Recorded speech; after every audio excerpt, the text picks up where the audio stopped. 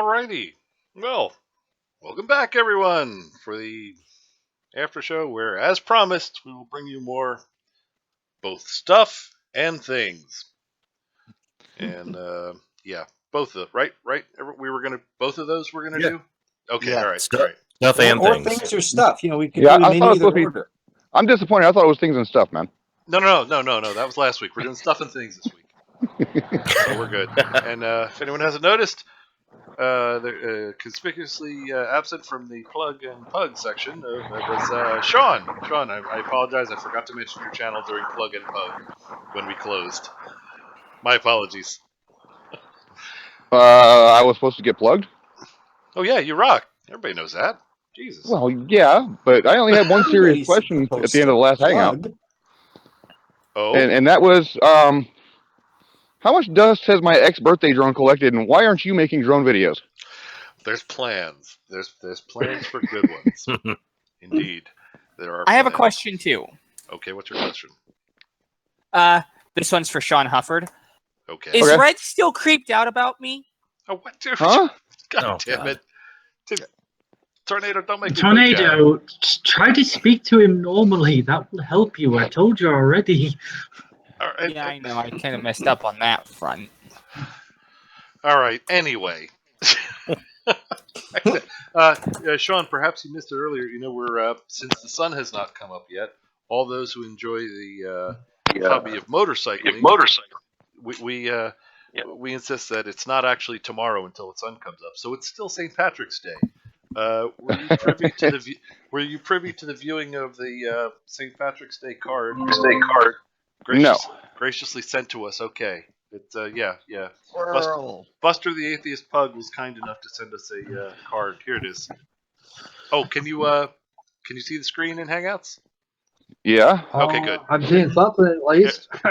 Here we go. What the hell? I'm not seeing anything. Nope. Damn. I see credits.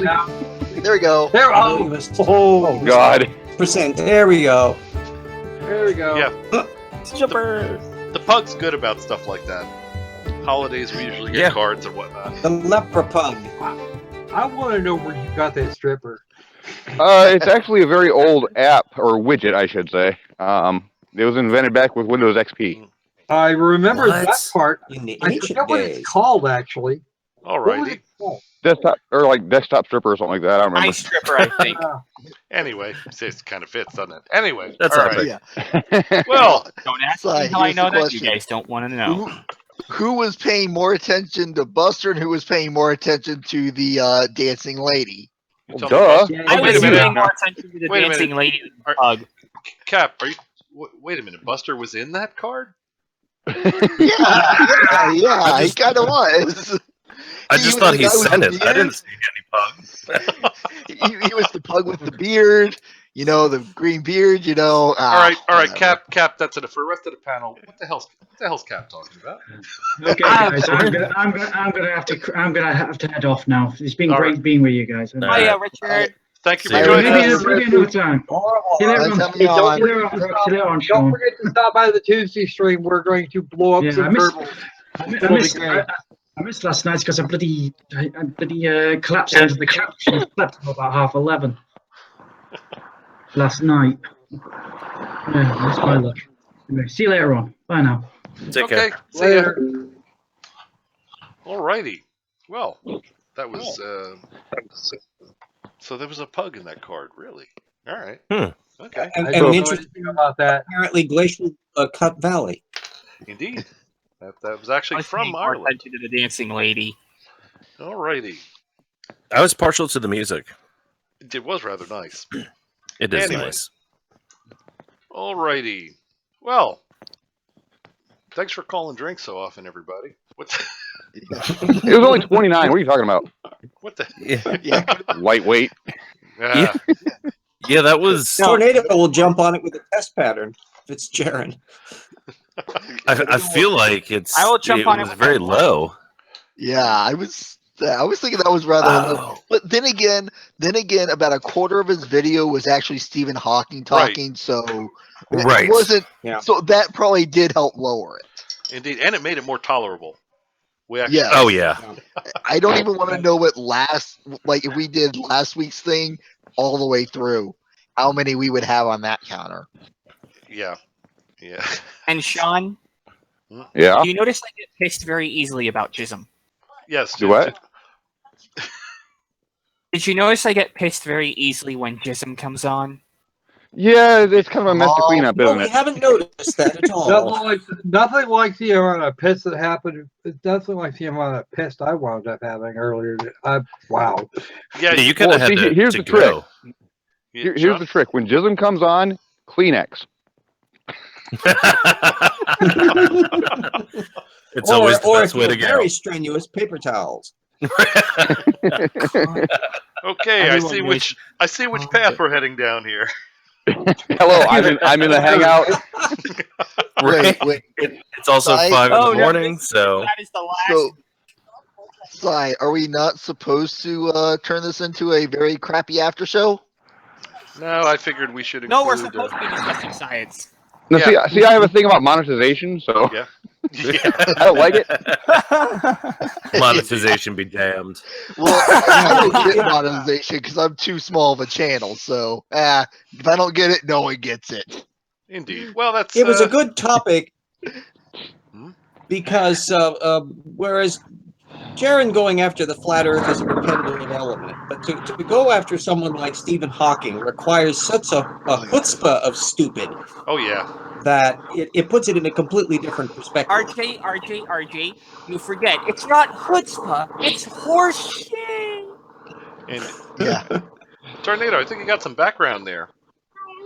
No. Okay, an airplane No, is that's taking Sean. off or something. Indeed. Well, No, that's actually probably for me because I just got passed by a car. Oh, maybe it was you. Ah. Okay. Oh, you're walking out in the actual world. Oh, okay. Yeah, you know, that What outdoor time zone are thing. you in anyway? Something flat earthers Eastern. never do. Not the real time zone of Central. Oh, pfft. Oh, everyone knows the real time zone is Yeah. Eastern. Obviously. It's the only time. No.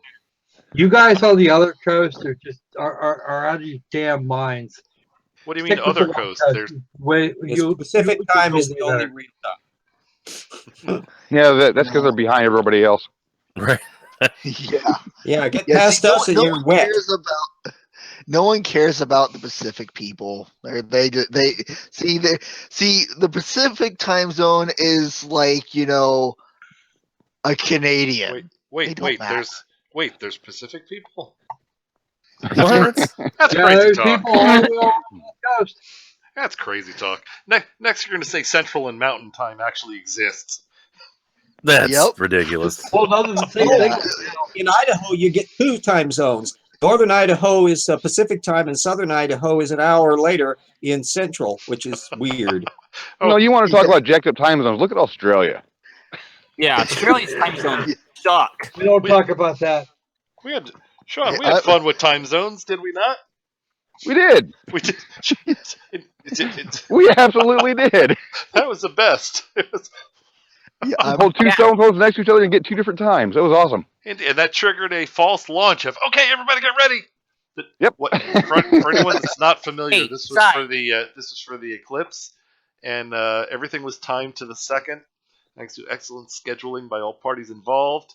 And due to this little where you stand means which cell tower you get hit by, our phones had shifted to the wrong time. And Randomly throughout the yard. yeah. And it was good that it turned out that way because we ended up doing a test run of everybody firing up all of their equipment, and we discovered a couple of hiccups that an hour later, when the eclipse really happened, everything went smoothly because of that. But yeah, fun with time zones. Well, there was one screw up because of the time zone errors, and that was your GoPro on the sheet never got shut off. From the false start. Yes, indeed. And and that is why I believe on the GoPro, that is why I went home missing the ground snakes. Ground snakes. That was Yeah, okay. that was I believe that. yeah. What? I've got a 4K video of it. Yeah, we got him Ooh. coming and going. We caught him, which was we rock. How Trust me. does that qualify as a ground snake? I want to know. Well, they're called shadow bands, ground waves, ground snakes. It's just Same, different terms for the same phenomenon. yes. Indeed. And actually, see, I normally would gravitate towards ground waves, but because of the whole ham radio thing, ground wave already has a definition. Yeah, so shadow bands is the proper term. There you go. We got those coming and going. It was very nice. Shadow sneaks. Oh, shut up. Now you're just confusing me. Don't confuse me. Quiet you. Too many damn How about calls. snake waves? Snake waves now. Yeah, we Okay, I see the drink counter went one too many. Full Eclipse, so rats. Okay, you know what? Do I need to bring up the thing again so we can start augmenting it? No. Just as long as we can get a sequence mark, not even wrong. Yeah. You know what? You know what? I am going to add that. That is not a bad idea, but that's going to have to be reserved for the most egregious of stupid. Don't forget, it's not even wrong. It's not even wrong. It's potato. I've heard that. All right. Hey, don't insult potatoes. Potatoes are good. They give us mashed I'm potatoes, talking about baked potatoes, And vodka. and they also give us French fries. Don't knock the French fry. Vodka. Best use ever for potato. All right. Now you know what? Since we didn't have the chance to use it because it was Jaron and the video we were watching did not have the opportunity for him to do so. You know how we often come across videos for folks that do the old moving the goalposts thing. Yeah. I believe we will now demonstrate, since we didn't have to use it, and this is the first time ever seen on the internet. Next time we have a video, it's where someone makes a request and that request is satisfied. We change the requirements. We have this. Hope y'all caught that. It was I saw goalposts. Yeah, that one moved pretty fast. Yes, goalposts Hey. on roller skates. We have for the next time someone requests. Epic. Yes, sir. If we ever do a Kent Hovind video, how many miles do you think that skate's gonna get? Way too many. And Well, next week is Kent Hovind, isn't it? Yeah. Indeed it is. Oh, wow. That's going to be used a lot. We'll have to keep that handy. And we will have to keep track of the miles because what is it, 47 cents now is the deduction. All right, didn't we promise some kind of? Yeah, go ahead. No, go ahead. I was just gonna say, didn't we promise the public some kind of science going on? Oh yeah, some science that stuff is and things. science. We're trying to figure out how much energy is expelled for that skate to go across the screen, and how long it will take for it to go a mile, and how many miles we'll get as a prediction and a hypothesis. So technically, science. Well, see, there's a flaw in your logic though, because everybody's monitors are different sizes, so the distance factor will be variable. That is true. So Well, you're saying, how big is your monitor? What you're saying, Sean, is I can claim whatever tax deduction I want for miles. Just say you have like a 75-inch monitor, and you're good. Right? Yeah. Beautiful. I like it. Okay. Let's see. All right. So back to serious for a bit. We are rather saddened by the loss of Stephen Hawking. For some reason I just was not expecting that. I don't know. I was wiring something and I looked at the phone and saw that little news item. Oh, this is not going to be a good day. Yeah. So, I read it. I'm like, okay, who? At first, I was like, come on, who's the sick person who thinks this is a funny joke to play? And it's like, no, it's real. Just, yeah. It's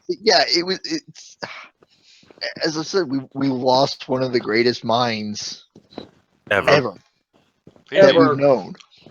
There's just no other way to word it. Just indeed. He was the Einstein of our era. Oh, yeah. And he had a lot more to put into it than Einstein had to, because he didn't have to face the physical disabilities that Hawking had to.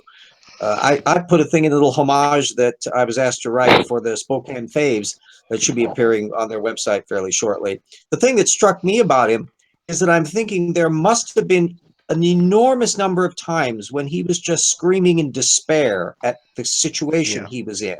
Yeah. But at the same time, through that voice, through that medium, as difficult as it was, he became a popularizer of science. He became a rock star. He became a public icon. Exactly. To where everybody recognizes him in a way instantly identifiable. And I'm sure he took an enormous amount of pleasure in that, and the jokes that he could make, and the presence that he could do, where people would be recognizing him and becoming invigorated by science that way, even though he's trapped in this little shriveled, grimaced body. Agreed, and we do need that for, I mean, not for folks that go digging for the science, which I know all of you do. We go looking for it. We find it exciting and interesting. But for the rest of the public, which I'm not criticizing. For the rest of the public, we need a rock star scientist. Yeah. I like Neil deGrasse Tyson. I like Brian Cox has definite possibilities as well. But in order to get out of this anti-intellectual trend that the nation seems to be in, we need there's no other way to say it. We need another science rock star. There's a void left, not just in the ability to think, but in the public perception. Well, hopefully someone will fill that position. Oh, there will be. There are people out there, and scientists of color and scientists of different gender that have not necessarily come up through the ranks, but they're going to be doing it. And you're going to get a much broader range. Everybody that does stuff on the videos and things that we do are contributing to that. You can have, in effect, a crowd assembled spirit. And it's mainly the idea of generating that level of enthusiasm, that the kind of fire that scientists feel but aren't always able to communicate. That communication aspect is what's important. And also to have as role models, to where people all over the place will not feel that they have to be channeled into some other realm, that it's okay to be the scientist. Yeah. It's it would be nice if it was like during the space race and all the Apollo launches where every little kid, well, unfortunately at that time it was just every little boy wanted to be an astronaut. Yeah. But it would be nice if we had once again all children going, Jesus, I better pay freaking attention in school because I want to be that guy.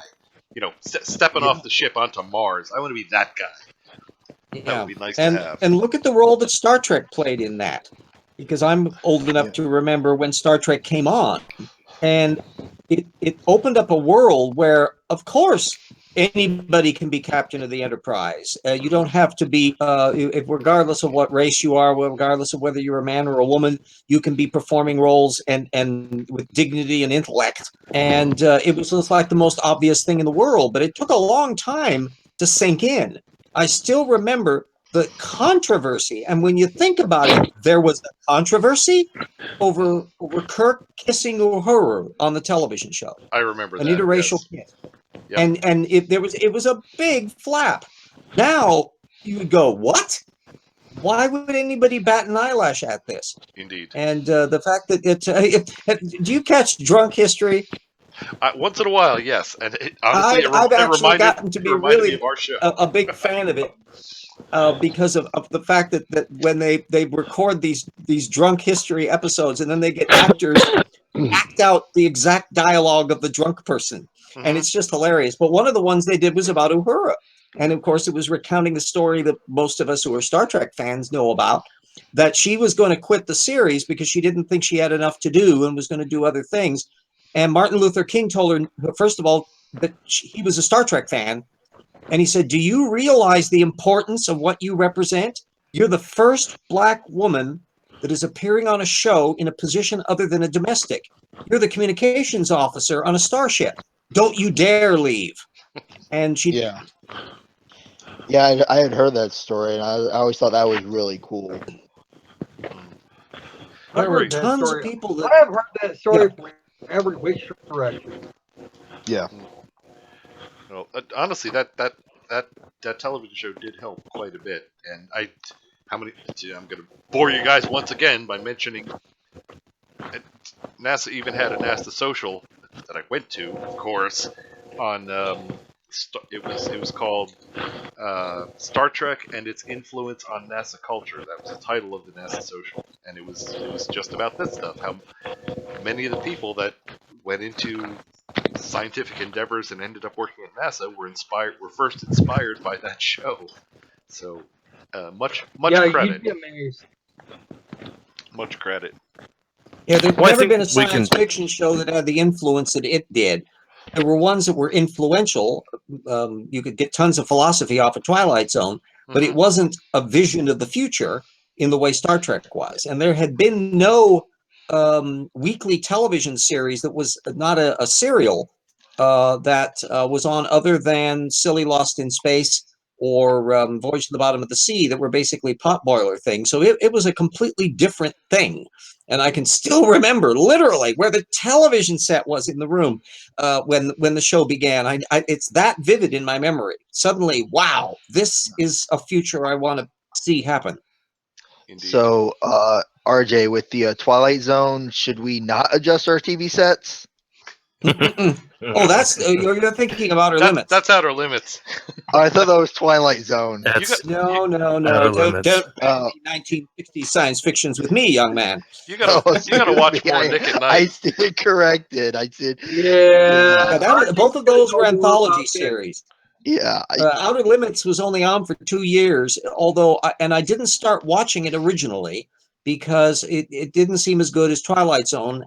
But I kind of caught it on the reruns. Those were in the old days before VCRs, to where you watched the show live or you caught it on reruns because there was no such thing as video. So it was much more restrictive. And I caught the episodes then on the reruns in the summer, and I got hooked. And I really liked the show, but it was only on for 2 seasons. It got canceled fairly quickly. Yeah. Yeah, I don't remember the name of it, but the only Twilight Zone episode that really sticks out to me was where astronauts, they landed on a planet, but it was almost like an exact copy of Earth, but everyone was like a mannequin dummy, and I think the main reason I remember that one is it was I have a very bad, deathly fear of dolls. I hate them. There was a killer doll. Telly Savalas was this abusive parent. Oh yeah. And the little chatty doll that the daughter was given, and the doll would say, "I'm going to kill you." Yeah, talking Tina. Oh god, I am avoiding that one definitely. Yeah, dolls are creepy. I can give you that. Now, Cap. Yeah. Cap, I gotta ask. If you're so afraid of dolls, why is your name Brony? See, it's the human dolls that get me. So you're fine with stuffed horses? Yeah, creepy little horses are fine. You're creepy, dude. You probably should. Have you ever seen Barbarella? No. Oh god. Yes. There's a bunch of killer dolls in Barbarella. And it'll put you off Angels That's too. A wonderful, silly movie. Yeah. Okay. Now, if anyone, the story behind why I'm afraid of dolls is my sister. One time when I was like 4 or 5, I was really young. She had a hold of her baby doll, was holding it by the leg, started shaking it, screaming, "It's going to kill me," and threw it backwards. All I hear is her screaming, "It's going to kill me," and see a doll flying at my face. Ever since then, I've hated them. Oh, what a sweet sister. Yeah. I mean, that's legit. Yeah, I'll give you that one. I have hated and been scared of dolls ever since. So what do you think of the... Oh, they are okay. Yeah, they are, but that's why I am. Yeah, you can tell the full Twilight Zone groupies. We're the ones that literally, when we're seeing the thing on television, within like the first 10 seconds of the excerpt, we can remember the whole episode. Yeah, we know, that's the so-and-so. Yeah. Yet we still watch. Watch the thing. And Cap, I wanted to... So, I don't know if you saw it or not. Probably did. Do you remember, it was a few years back, the Postal Service commercial, which combined 2 of what apparently frightens many people the most. 2 of these things: dolls and clowns. The little doll, the little clown doll, where it's on the couch. Oh God, That it was a great commercial. And if not for the whole copyright don't thing, remember I put it up that. right now. I don't remember that.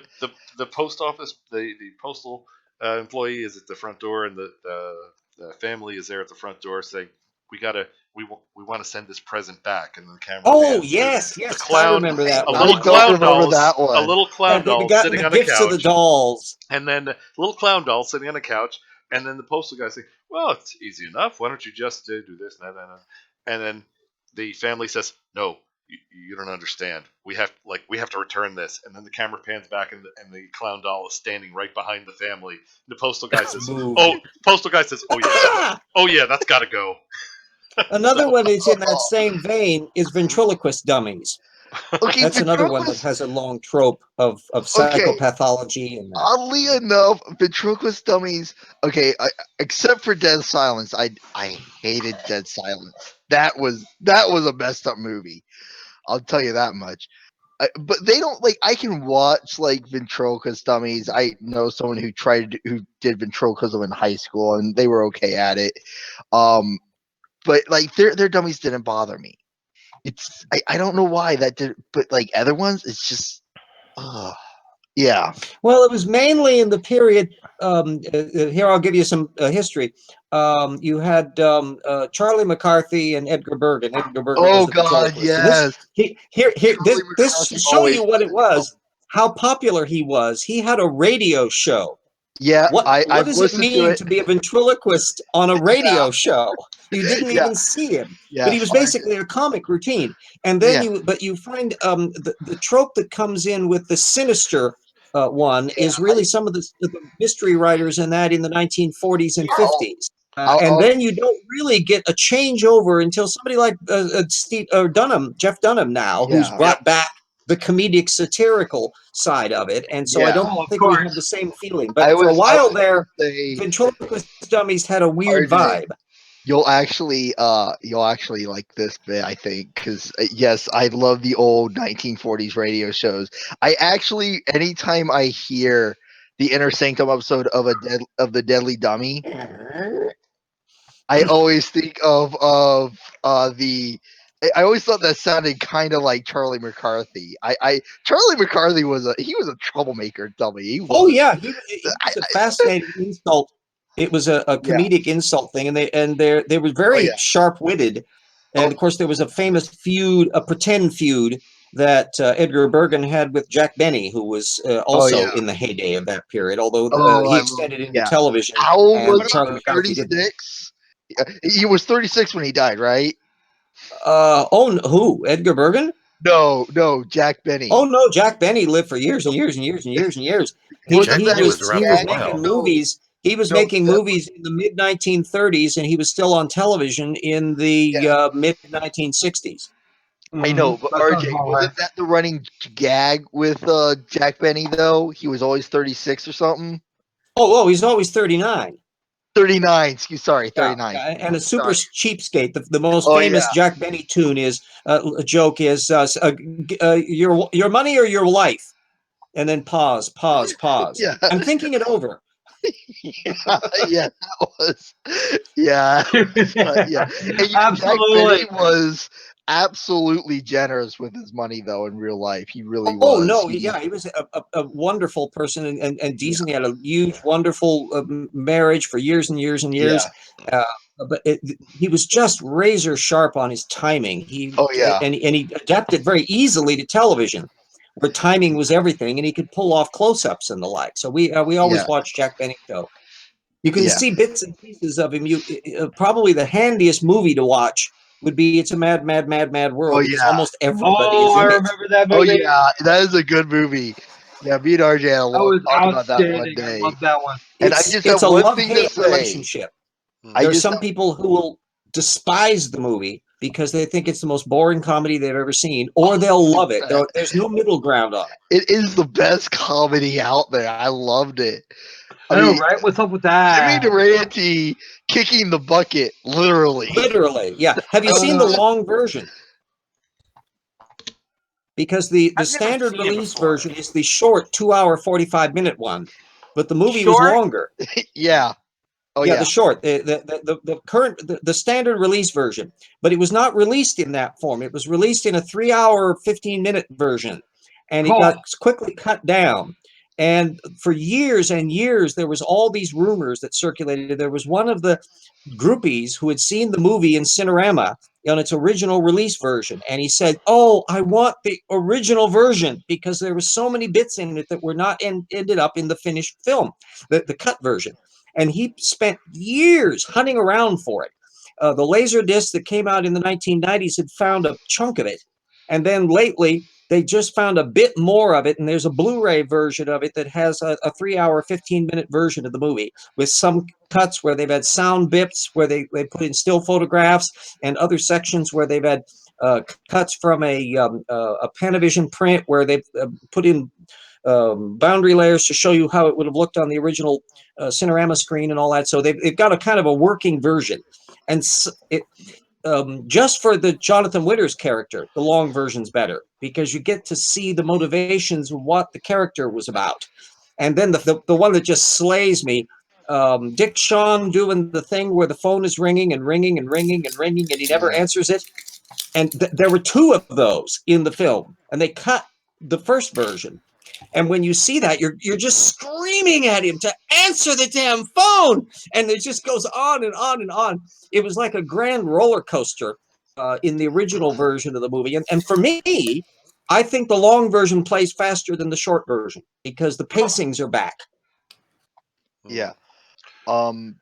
Everybody else who doesn't know what the hell we're talking about is going to be totally confused. I remember. I know what science. Well, what you're talking about. Yeah, really. Well, I mean, we could go into the physics of how much energy would need to be exerted, to how much how far they travel, figuring the times, the explosive in the hardware shop of how much. Oh God, that fireworks display in there, yeah. And we can have so many. Holy, I can blame science in anything. But the stunt flying in that, those are things you would never do today. You could never pull them off because they would be illegal. The thing where the twin engine plane rams into the restaurant. Those people were the stunt people were literally a few feet away from moving propellers. They would never let them do that today. Yeah, I mean, man, I love the. Would they? That's the thing. It would be way. It would actually turn out to be way too hazardous for anything of the sort. Never mind the whole after 9/11 thing. Running a plane into a building would be considered rude. Oh, yeah, that might be in bad taste. Agreed. When they fly the plane through the airplane hangar, there's never been a stunt like that since. They've never taken a plane that big and fly it through at full speed through an airplane hangar that way. They did something that was a pretend version of it in a James Bond movie, but it was done on a rig, not a twin engine plane, a Beechcraft going through there. No, the stunt work on that was just gobsmacking. Yeah, it was. It was. I love. Oh man, as RJ knows, we had about a 2.5 hour talk one time just on old movies alone. Yeah, and the music. Ernest Gold was the kind of court composer for Stanley Kramer, and he did the music for virtually all of his movies. And he pulled out the stops with this deranged merry-go-round motif that is through the whole thing, and it's just epic. It's a giant movie, and it's got some of the best dramatic performances of more comedians than you have ever seen. They're funny, but they're also, in a way, deadly serious in terms of the range of the characters. That battle axe of a mother-in-law played by Ethel Merman. And holy moly, it's just powerful stuff. It's a love-hate movie, so that you can easily tell how people are. If they like Mad World, you can go yes. If they don't like Mad World, you can feel sorry for them, but you can understand why they wouldn't like it. Yeah, well, they didn't get the whole thing going on there.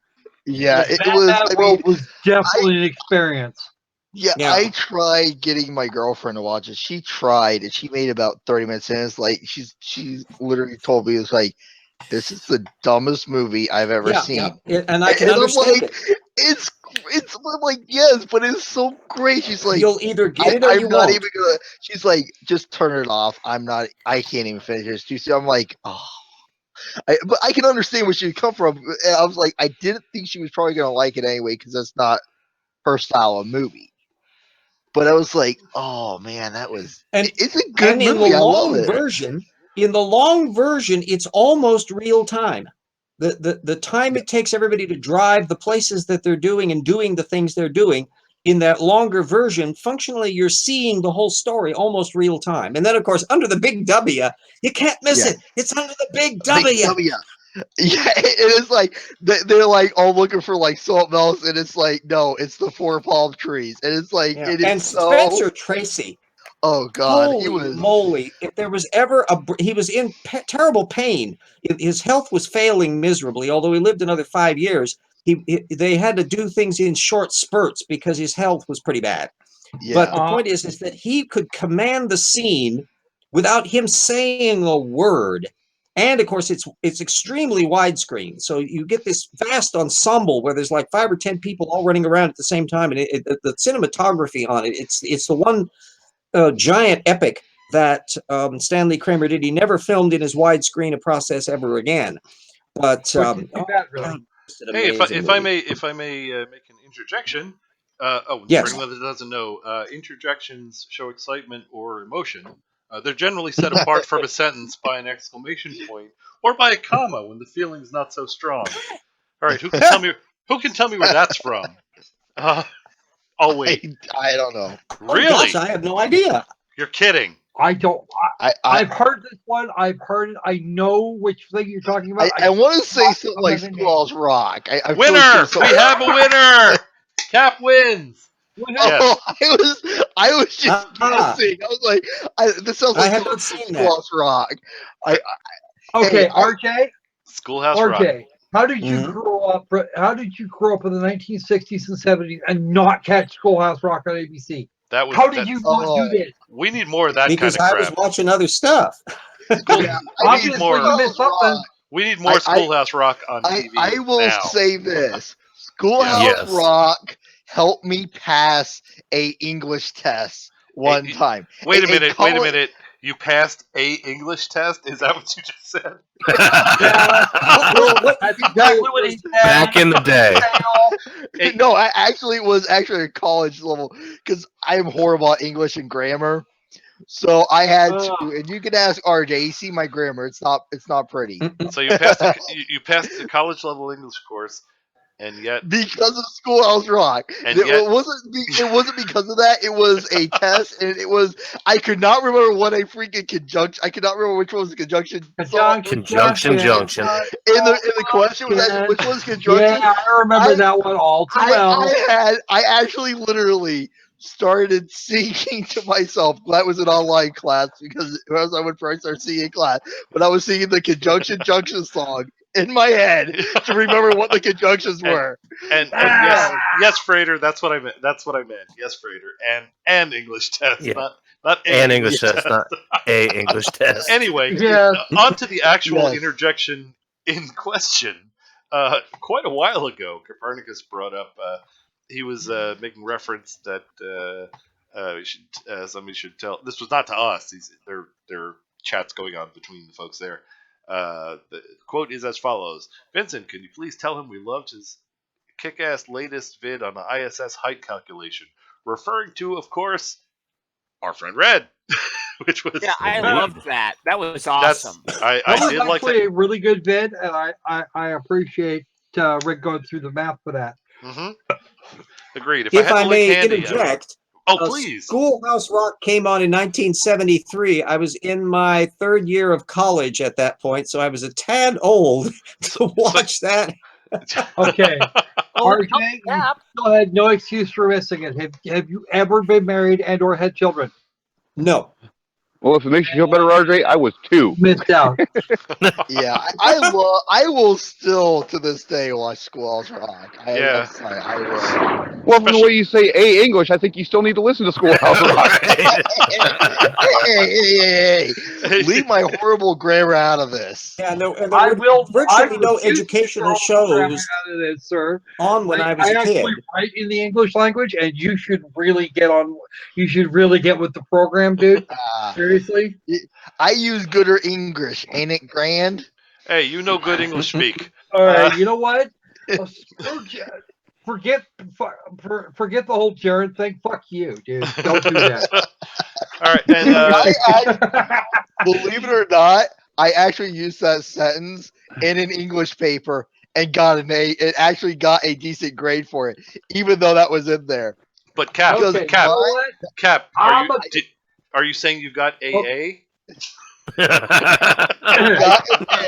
I said and I used. And after an average movie night, you're in for AA. That's true. Indeed. But no, the paper in question, I was writing about how much we have just completely slanged the English language from proper English. And Slang, you mean destroyed? Yeah, however you want to phrase it, but like we've done so much slang to it, so that's how I was able to get away with doing that. Oh sure, well Dude, it's absolutely the language is being destroyed more every day. I mean, back from when? Why is there such a controversy over the English, the Oxford comma?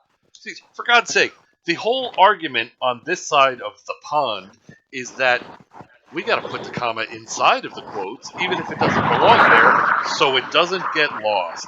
What the hell kind of what the hell kind of reason is that? Like writers can't remember a comma. Aaron's pedantry, up with which we shall not put. Yeah, well, Hey, I actually use the Oxford comma, but I definitely preface it with I left it in on purpose. well, with that, my teacher called me out for that line. She goes, "Can you tell me what is wrong with this sentence here?" And I looked at her with like the dead face. I don't even know how I kept a straight with a dead. I don't know how I kept a straight face, to be honest. When I said this, I looked at her and said, "I am sorry. I did not know you wanted me to use Her Majesty's proper English." Of course, the whole class started busting up laughing, and I don't know how I kept a straight face when I said that. Or Cap, you should tell Sean about the Catholic teacher story. Oh God, no! That's yeah. No, don't want to hear it. So I'm going to segue into something that it's totally unrelated. So I don't know. I'm using segue. It's not appropriate. Right. I just go ahead. Hey, Thai. Teacher heart attack. So I got a serious question for you. Okay. How many day one chips do you have now? Wait. Okay, maybe too many beers. What the hell was that question? How many day one chips do you have? After this series has been running for a year, how many 1 day chips do you have? I have. Okay, got to be the beers. I still have no idea what the fuck you're asking me. AA, man. Oh, that's why. None. AA is for quitters. Or people who want to start over. I didn't. I had no idea what that term even meant. Okay, what has really gone on with my brain? How could they're all standard words? They're just not making sense to me. That would be a Jaron video where you drink it as stupidity. Ah, gotcha. Oh, that's a fate worse than death. The sad part is we keep going back to do it. Why do we keep doing this for ourselves? No more Jaron videos. That is no more Jaron videos for at least a week. But RJ, it could be so much worse. You could do Anthony Riley videos. Oh, Liley. He's a batch of fun. Oh yeah, I'm still waiting on him to pay up my 1,000 pounds converted into American dollars. What you satisfied his bet? Yeah, well, he bet that a solar eclipse He bet that a solar eclipse happens somewhere on Earth every month. And I said, no, that doesn't happen. And I laid it out straight to him. I actually used dates before and after the August 21st eclipse, the July 22nd and September 20th, if you want to be technical. And when I saw that the shadow of the moon didn't fall on the Earth, it meant that a solar eclipse did not happen on Earth once every month. It happens around once every 6 months. Same with lunar eclipses. So I basically said, there, I have conclusively proven that a solar eclipse does not happen once every month. It actually happens once every 6 months. Where's my 1,000 pounds, you conniving son of a bitch? I don't remember a specific bet. Before anybody else says shit else, do you know why that is? can you tell me why it is we don't have a solar eclipse every month? The moon's orbit is because actually inclined 5 degrees. Very good. It's Yeah. inclined from the ecliptic by 5 degrees so that the moon's shadow will pass over or under the Earth every month. Oh, I knew Tornado would know Until that. those parts where the alignment is just right, so where the moon actually hits a node in its orbit. Where Which it is about crosses the ecliptic. which is about every 6 months. Very good, Mr. Tornado Feld. Yep. I did not. I will be honest with you. I did not expect you to know that answer. Oh, I knew he knew. I knew that was something that was right precisely in Tornado's ball field, and he would catch that one perfectly. Yeah, Anyway. I was about ready to say it has to do with the 5 degrees of the moon off of the path. What I was going to say. Its orbit You're is close enough. Its orbit is inclined 5 degrees to the Earth's equator. No. The ecliptic plane, I think. Yes. Yep. Which in our term, in ground terms, is actually the same crater. No, it's not. No, actually, The moon can be directly overhead up to almost 30 degrees latitude because it is inclined to the ecliptic and not the equator. Really? Yes. Yeah. Very it's good. because the sun's stand path corrected. actually traces out up the path known as the ecliptic. The sun's path through the sky traces out the ecliptic plane. And the moon's orbit is inclined 5 degrees to that, not the Earth's equator. I stand corrected. Thank you very much. I appreciate that. Or you're sitting corrected. So Let's be accurate. just because I haven't been able to say it for a long time, drink. Yeah. Damn, and I'm all out of beer. I am staying out of these grammar little arguments because I ain't got room to talk. That's not a grammar argument. That's a geometry argument. RJ was making a grammar argument. That's okay. We still like you, Cap. Yeah. Well, I think I was brought on for maybe a little bit of science knowledge I have, not my grammar skills. If it's a See, I tried to save you by bringing science back to the hangout. Actually, appreciate versus grammatically perfect and scientifically stupid, we'll take the grammatically in error but accurate one any day. I got to call drink on Jason in the chat here. Yeah, you. I just saw it. Yeah. I'm calling drink on you. That's fine. On Jaron video. I covered it. Yeah. Look down. Yeah, he got me. Oh, okay. Oh, I just saw that. I'm like, okay, guys. I am now at work, so I got to go inside and cut out of here. Right, have a good day, Sean. Thanks for joining us, Sean. Thank you, Sean. Yeah, take it easy, guys. You're cool. Have fun, man. Alrighty. Then, we probably should inject a little bit of science in this. If Hillel was here, he would say, "Hey, Sai, isn't this supposed to be a science channel?" So no, let's throw in a little. All right, here's one, just a feeder to get things started. Since Sai, I can tell you exactly what Hill would say. Early on, all right. You killed Hill. You bastards! All right, early on in the show, what he would say. Back to the Columbia Basalt Flood lecture that I attended on Friday. Well, I was thinking just for the Columbia Basalt Flood. That sounds interesting. No, really, it actually does. Indeed, just for the because of to whom this transmission and the prior transmission is dedicated to. Why don't we throw in? Does anybody on the remaining panel, those who have not been put to sleep by the idiocy of Jaron and our trip to hell, have a favorite concept or saying or anything introduced by Dr. Stephen Hawking? Anybody have anything that they find particularly interesting?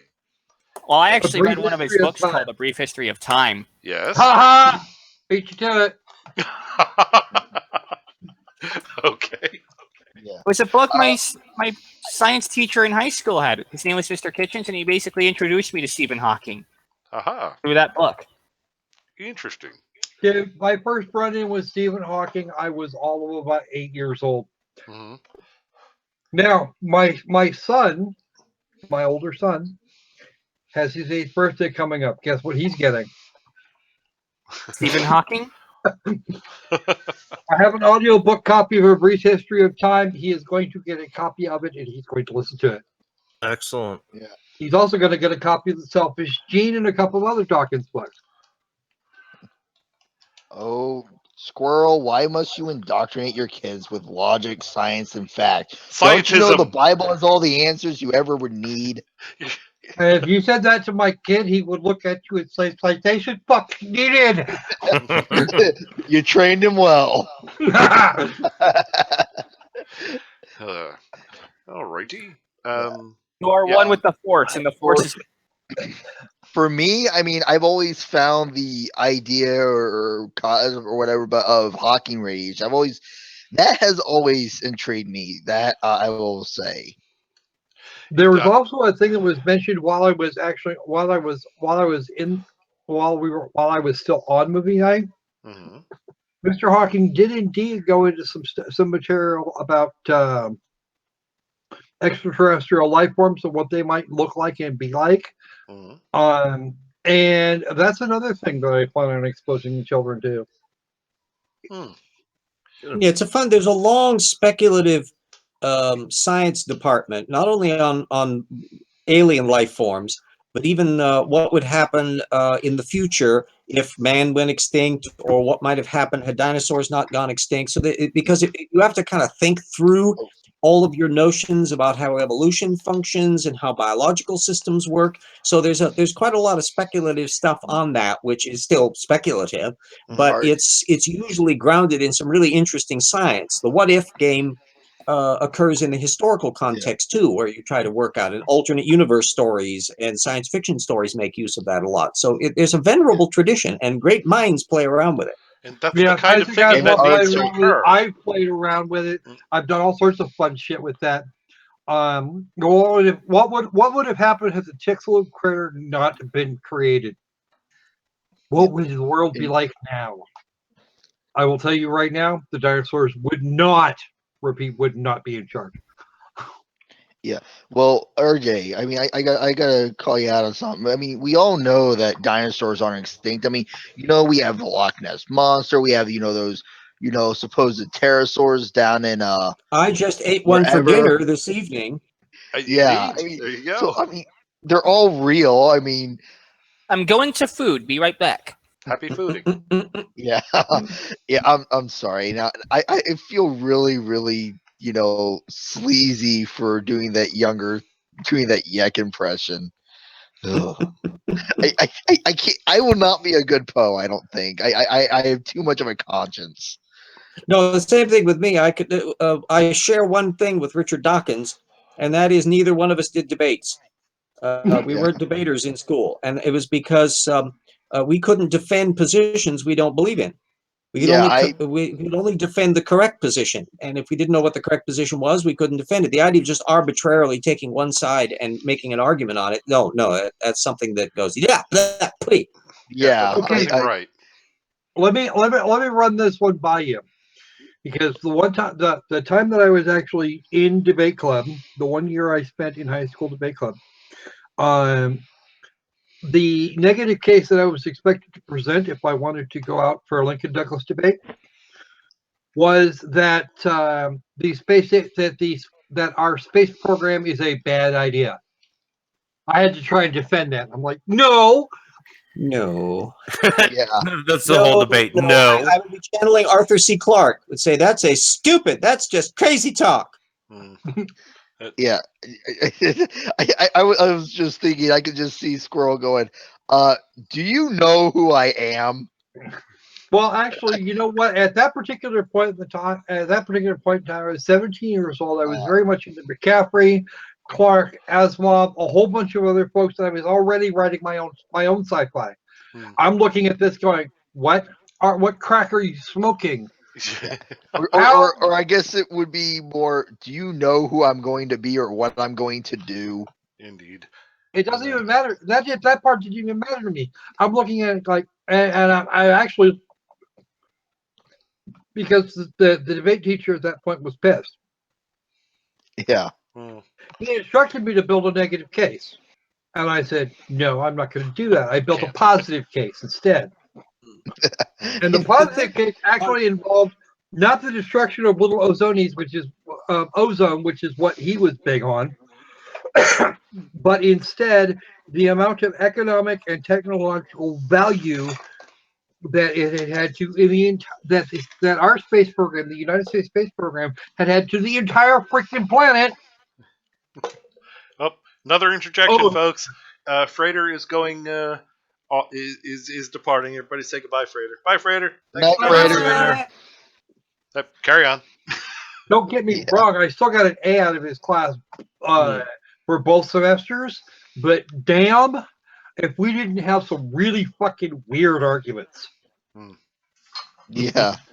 Well, the one I always like to use, and I conceptualized it, is that if you can have a very powerful transportation system where you can do 1G acceleration, the entire solar system becomes backyard. And the whole dynamic of things, the resources that are available, it's only 2 days to Mars by a platform. It's only a week to Pluto. So everything suddenly changes. And so you have a whole new thing where you have asteroids as mining opportunities, and the idea that you can run out of resources in the solar system for the next million years seems to be really unlikely. Yeah, no, we'd have actually much more than that. At some point I ran into the math for that, back. And we would have well more than 1 million years, even at our current growth rates. Well more than 1 million years for the resources we were to mine out. And look at all the helium-3 in the atmosphere of Jupiter. See, don't even get me started on that. But didn't we think that about the Earth? Like, I don't know, a couple of centuries ago, we could never possibly use up everything we've got here. Are you not concerned that when we do start asteroid mining and things of that sort, that demand will increase because supply is now available? Oh, to some extent that's true, although on the opposite side, you have the ones who were predicting doom and gloom all the time. God, Henry Adams was insisting that civilization was going to be collapsing. He was talking about this in the 1880s. Said the civilization is going to be collapsing around 1900 because we're all going to be running out of coal. Aha. And now it's going to be collapsing because we have coal. Too much coal. And there's both sides to the element. The thing is that it's not entirely clear what the sustainable population level is for not merely the Earth without the cislunar system, but with the cislunar system. For one thing, I would suspect that future industry, why would you have industry on Earth? Why would you want to put a factory on the Earth? That's stupid. You put it up into space. You can't pollute space. It's a meaningless term compared to solar flares. So it's much better to do that up in orbit and then make Earth a nice, pleasant place where you don't have factories at all. Because you could. Here's one for you, RJ. English 102, and this was I don't know, probably not even 10. This isn't even been 10 years ago. We were instructed to put together an argumentative paper based on just something at random. And the thing that I pulled out of my ass was to take all of the crimes that we have here on the planet, those that have done really bad things, anything more serious than, I don't know, say an armed robbery or an attempted armed robbery, and send them up and send them skyward to start building space stations and bases with minimal supervision. Because, quite frankly, if you need to supervise specific prisoners that hard, it doesn't take very long to throw them in an airlock. Oh, lovely! And here's the fun part: if they actually survive their tour of duty, 5 or 6 years, whatever it happens to be, which would be much shorter than their prison stays, then you could send them back. And they would know full well what's going to happen to them if they screw up again. Wait, so you were advocating the creation of a space Australia? Right. Yeah, I was just thinking either Australia or The moon is a harsh mistress, lunar colony. I would be against that. And the way we now know about how criminal behavior can be reinforced in a inappropriate social context is that's probably not the best way of going about doing it. That given the fact that criminality is a relatively low proportion of the population generally, you want to submerge them in a relatively peaceful reinforcing environment so that there's no benefit or practicality to them engaging in inappropriate behavior. No. And that seems to work more effectively. Here's the thing. As long as they don't cause any trouble or commit any further crimes, they're free to do as they please while they're on the colony. Yeah, but they don't have to be sequestered for that. Of course, for a lot of machinery, the far more serious problem for a deep space future is that so much of the workmanship is going to be done by machines, not people. And your point is? So we have but to space prisons are fun because airlocks. In a way in which hard labor and stuff like that is meaningless. That's what machines do. One thing that I read an article, and this is probably a couple of years ago. Hey, for the record, I got not only did I manage to get an A on that paper, I was asked if I wanted to put that out there as an actual like argument in like the political sphere. Well, you can certainly do it as a Robert Heinlein novel. Jason, you had you know what? You had something. You know what? RJ, Plasma rockets. I will never turn down some Heinlein. So, a few years back, I read about plasma rockets and how we could potentially get to Mars within 60 days, cutting our trip, obviously, significantly down from the, 6 months it takes now. And I haven't seen too much research on it recently. I know that they were getting ready to do more testing. The problem with creating the plasma, they had 2 laboratories in the U.S., but the problem with creating the plasma necessary was that you need a nuclear reaction. Exactly. Yeah, you use thermonuclear fusion engines. Right. So it would... But, I mean, to me, it's like, well, we already have nuclear submarines. We have nuclear ships. So, well, why not a nuclear spaceship? Well, the major problem is specific impulse. You can only travel as fast as the speed of whatever it is you're throwing out your back end. Right. So you can have the reason why light rockets that you would use a laser and things like that against a sail, you can get steady accelerations, but very, very weak. So it takes a while to build up. But to get to really fast speeds, you got to have fast specific impulses, and for that you got to get past the low percentages that we've got with nuclear engines and do it with thermonuclear fusion, which at the moment we don't know how to do yet. Well, I think once you can do that, yeah, it's a snap. 1G acceleration, and that's as I said, it's only a couple of days to Mars. They were running tests in propulsion labs where they were able to get it to where, again, it wasn't 2 days to Mars. It was, you're still looking at a 2 month, like a 2 month trip as opposed to like a 6 month trip. But they were able to basically produce the propulsion that would be necessary to do that. They still need to do actual space testing. And I don't know, now that we don't really have the shuttle program anymore, and basically SpaceX is, throwing stuff up there. That's all we've got for right now. I don't think they got a chance to really get anything up there to test. I know they were hesitant on the nuclear stuff in space, but one of the interesting things that they were talking about was how the way that the plasma rockets would be constructed and the way that the energy would be output was the fact that it would actually create a shield around it that would protect the machinery and the astronauts themselves from a lot of the cosmic radiation that they would experience once they, left like a low Earth orbit. And having that also, it wouldn't be a one-way trip to Mars because that energy would be renewable. So they would be able to take a trip to Mars in 2 months, set up, colony, do experiments, do whatever they want, and be able to take a trip back. And it wouldn't be, because right now they're looking at one way. Yeah, and which is not a terribly enticing prospect. No, it's not. And I'd go there just to go there. It would be a thing. I agree. And right. Jason, from what I'm sorry to interrupt you. I'll make this short. I know I never make it short. I will this time. No, you won't. You're right, son of a bitch. All right. You mentioned about shielding the astronauts from radiation. The thing Right. that folks don't seem to be talking about a whole lot with this increased velocity and methods to do so and all that is the shielding, because it's not just solar radiation. Every particle, and Micrometeorites. Worse than that. There's a fair amount of hydrogen floating around, and even a hydrogen atom even in interstellar space, there's one hydrogen atom per cubic meter. As you approach, as you get near, higher and higher speed, those become really nasty projectiles that will screw with you. Yeah. So for the record, RJ was talking about accelerations of up to 1g. You can actually run an object at 5g's and not cause the problem you're thinking about.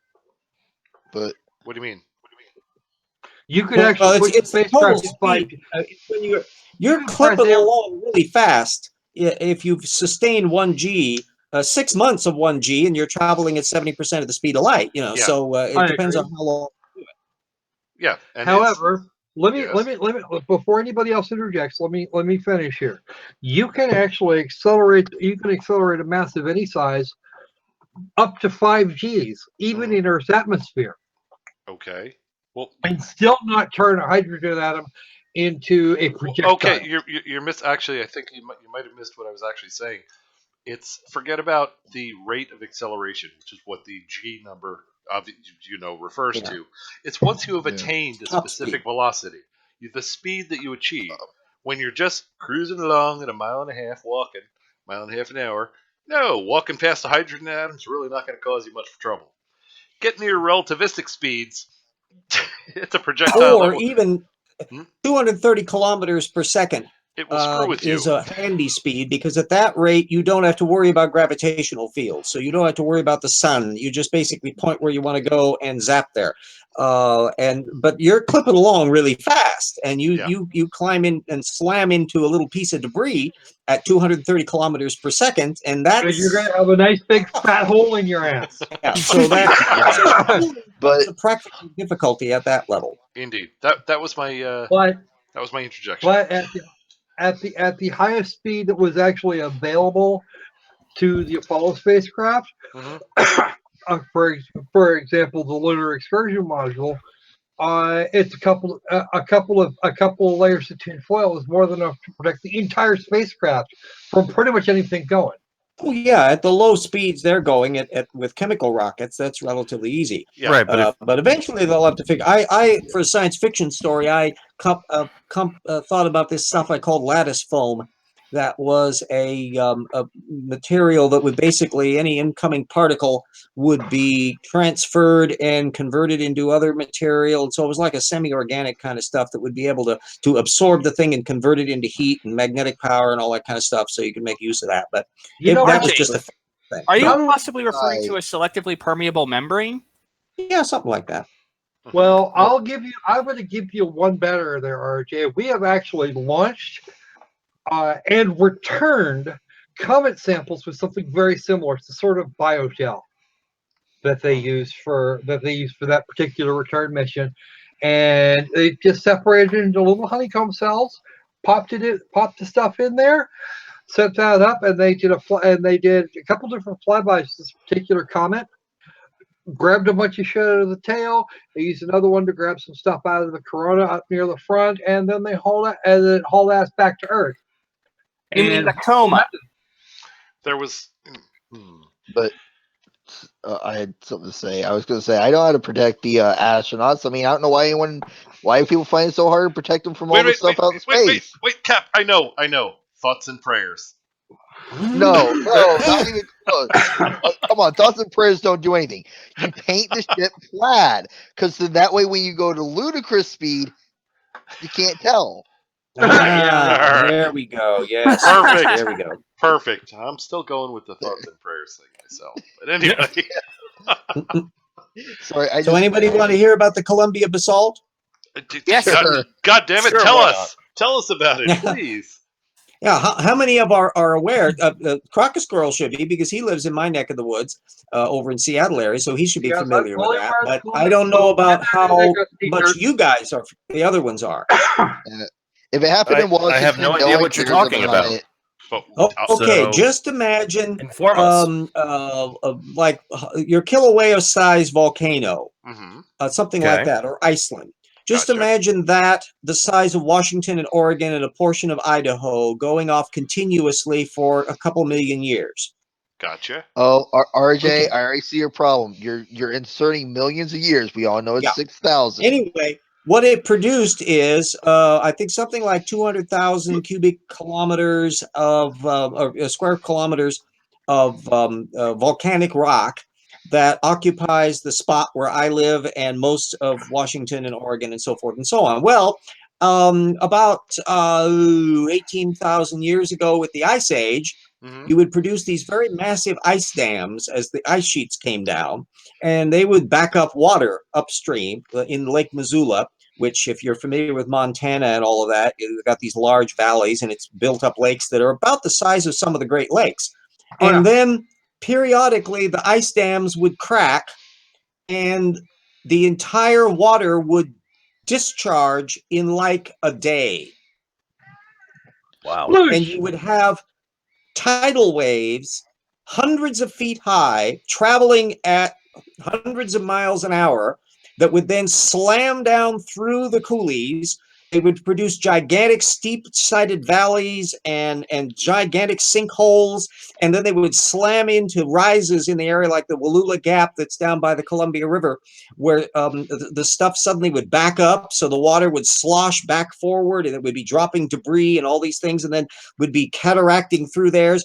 Well, they found all of the debris fields. One of the guys at the show was asking, he was envisaging, how did you get these steep-walled canyons? What was producing? Did the volcanic stop? And he says, no, you're misunderstanding. There was a continuous sheet of volcanic rock, and the water carved out the canyons in it almost instantly. And they would happen again and again and again. There was like 80 different floodings. And so they found where the debris fields are from these things. Some of them is down past Portland in the Willamette Valley. And then there's another mass called the Astoria Fan that's out in the Pacific Ocean, just off the coast of Oregon. Yeah. I must ask, RJ, when just so we're not quote mined in the future, when you say almost instantly, you're making that statement with regard to a geologic time frame. We don't want to give the it's ridiculously fast. It's literally in the matter of like a day for the water to drain out. And it's just unbelievable. Well, to put it into perspective, have you ever, have any of you been to Portland, Oregon? I have been there, done that, got t-shirts. The tallest buildings in Portland are, I think it's Wells Fargo building now. It's like 50 stories high, which is up 600 feet or so. The tidal wave when it hit Portland was 500 feet high. Yep, what building? Holy crap. Jeez. Yeah, it was one hell of a tourist attraction for a very short period of time. Oh yeah. Wait, so RJ, when you say it happened almost instantly, you mean that's not proof that it can carve out these great masses of land? Oh no, like what with the flood. You've got very sharp, very steep. What the canyons have very sharp, very steep sides, and they are mostly straight. You don't have like the Great Canyon has all kinds of little winds through it. You don't get that with these. If you Google the Grand Coulee Dam, that's built in the coulees.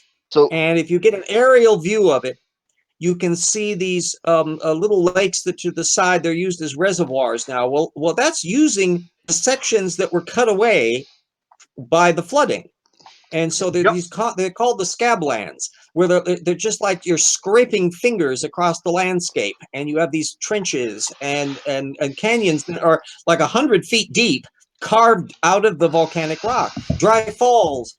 There was there's a tourist attraction where the Columbia River during some of these floodings got reconfigured, and there was a giant waterfall that was hundreds of feet. It's like a super Niagara that was just part of the natural drainage system, but it's dry now because it no longer functions. The river rechanged courses. Then the other thing was there used to be a Lake Columbia where Spokane is. And so if I were in a time machine and we went back to the times of these glacial floodings, I would be drowning because I would be underneath a big lake. And what would happen? The lake would, the ice dams up in the Missoula part would break. They would come downstream and smash into Lake Coeur d'Alene, which is on the just across the border in Idaho. They would drop a lot of their debris there because they would be sloshing into the brief interruption of the lake. Then they would go down through the channel they were forming, and that would hit Lake Columbia, and they would drop more debris there, and then they would spill over the hillsides and slosh down towards the Columbia River, where they would be cutting these giant channels. And eventually it reached the point where it cut the hillsides down for the diversion channels so much that when the Ice Age finally ended, whereas Lake Coeur d'Alene was in the mountains and it didn't have enough drainage for the amount of rivers coming into it, so there's a lake there today and has been there for the tens of thousands of years, Columbia drained away. So I'm in a nice series of nested volcanic valleys that are formed from all of this stuff that was roaring through again and again and again. It's spectacular real estate. It's unlike anywhere else you've ever seen. So RJ, you're telling me that the creationists aren't being completely honest when they say the Grand Canyon was carved by a flooding? Yeah, because we know what kind of. In fact, it was hilarious to read Steve Austin's book. I pointed this out in the Dynamania chapter, that the floodings from the Missoula floodings are orders of magnitude bigger than the amount of flooding that he considered, by his own numbers, the absolute maximum that could theoretically have supposedly produced this Grand Canyon flood, carving out of the Grand Canyon. And when we know how canyons are formed, these incised V-shaped canyons that you see at the Grand Canyon, that's exactly what doesn't happen in a rapid flooding, because we can see what it looks like up here. That's what it looks like, the coulees. See, here's the fun part. What we have in the Grand Canyon, we have little switchbacks and all the little curves in there. Yeah, in the coulees, we don't have anything that remotely looks like that. Okay. Yeah. You can tell you can just look at the two side by side and tell that they were formed by entirely different means. I wish to make another fun thing too is there are these rolling hills, and they're big hills. They go up and down and up and down and up and down. They're like hundreds of feet tall in some cases. And J. Harlan Bretz back in the 20s was looking at these weird things, and they were banded. They were one hill after another. And when they got up into airplanes, you could see what they are. They're the ripple marks from these catastrophic floodings. But the kind of stuff that you would see where the little ripples on the beach form from just little bitty tidal things, except on a colossal scale where they were hillside. It's just an amazing geology of the area. Fascinating to live on. Yeah. Looks bleak. It's very dark. Washington State ain't very green for most of the state. No, it's really not. Having most of the green space is over on my side of the Cascades. Yeah, the wet side of the state. Yeah, well, you know what? We actually have the only over here on my side of the mountains, we have the only functional rainforest on the North American continent. Pretty much the only one outside of the actual tropics. Oh, hey, everybody. Sean has rejoined us. Howdy, Sean. Yes, hello, Sean. Hey, I am currently working. So you're at the Walmart? I am at work right now. So if you're at the Walmart, as you know, you'll probably be seeing me anytime now. Probably. Sean teases me about Walmart because while we were doing the whole Eclipse thing, which was one of the coolest experiences of my life, and thanks to Sean for arranging that. Hell yeah! There were several trips to several. I'm understating. There were many trips to Walmart for how many? What? 5 per day. He means. Well, we needed stuff. Well, you gotta have your supplies, damn it. What the hell? We needed to do a good job, and to do a good job, we needed stuff and things. We needed stuff. I thought the greatest moments of your life was the Alien Intrusion movie, Genesis Paradise Lost. Oh yeah, and Genesis History. I thought those were your most. Dude. Don't even get me started. I've actually seen most of those now. Don't even get me started. I want to watch Paradise Lost. Even after our reviews, you still saw those? Squirrel, what has happened to you? Are you okay? I mean, why did you see those? We told you what to expect. I knew exactly what I was expecting going, and I was expecting Eric freaking Hovind. Indeed. Since we were talking about science for a little bit ago, we were. I just want to make you guys all aware that I've actually ordered something called Black 2.0. Okay. Ooh. It is the second blackest paint in the world. Okay. It only reflects like 0.9% of the light that hits it. Are you painting your stealth bomber in it? Well, actually, no. I'm going to be painting stuff with it, but I'm going to make an outdoor daylight dark box. Ooh. Interesting. Because it absorbs 98 or 99.2% of the light that hits it, I can actually create a shadow box in full daylight. Ooh, neat. Cool. That would be fun. And I plan on looking at objects in sunlight next to the moon, just to show how shadows are basically parallel. Sean, Oh, you nice. know what you're going to do with that? You're going to send us all the details. And you're going to make a video, and we're going to mirror that. Yes, I'm going to make a video. Mirror that bad boy everywhere. I like the sound of this. All right, everybody in the public chat, pay attention. Sean's doing actual science again. He's got a habit of doing science. That. He's got a habit of sciencing Well, at us. I've seen people hold up a ball next to the moon, but because of scattered light, it still has light on the back side of whatever they're looking at. Mm-hmm. I want to remove that variable. Well, then remove the variable. That's the best way to do it. If you you're ask just me. not going to leave them any wiggle room, are you, Sean? Nothing. You're not leaving them. No. Nothing. Why? Okay. So I have a question. For you, Cy. Why the hell would he want to do that? Because I like to destroy them. He doesn't just want to show them. For the jugular. He just doesn't want to. He doesn't do that. He doesn't want to just show them. He wants to grind it into their faces. Like, look, here's how wrong you were. Grinding is always good. Absolutely. You're so indeed. That's when people are so wrong they're not even wrong. Okay. And Sean, they don't even know where wrong is. They don't even know. Some of these people don't even know where wrong starts. And Sean, Copernicus Thinker says, "Rock on, Sean." Let's do this evil deed. I want to do that one. It will be. I look forward to that. And where do you get this paint from? It's actually a weird website. Just do a search for Black 2.0. It costs about $35 for a 4-ounce bottle. Ow! Wow! It's not cheap. No, that's kind of a lot. But it's still cheaper than Vanta Black, which is the blackest man-made item ever made. It actually absorbs 98.6% it's made from the ground-up bones of flat earthers. No, not the bones.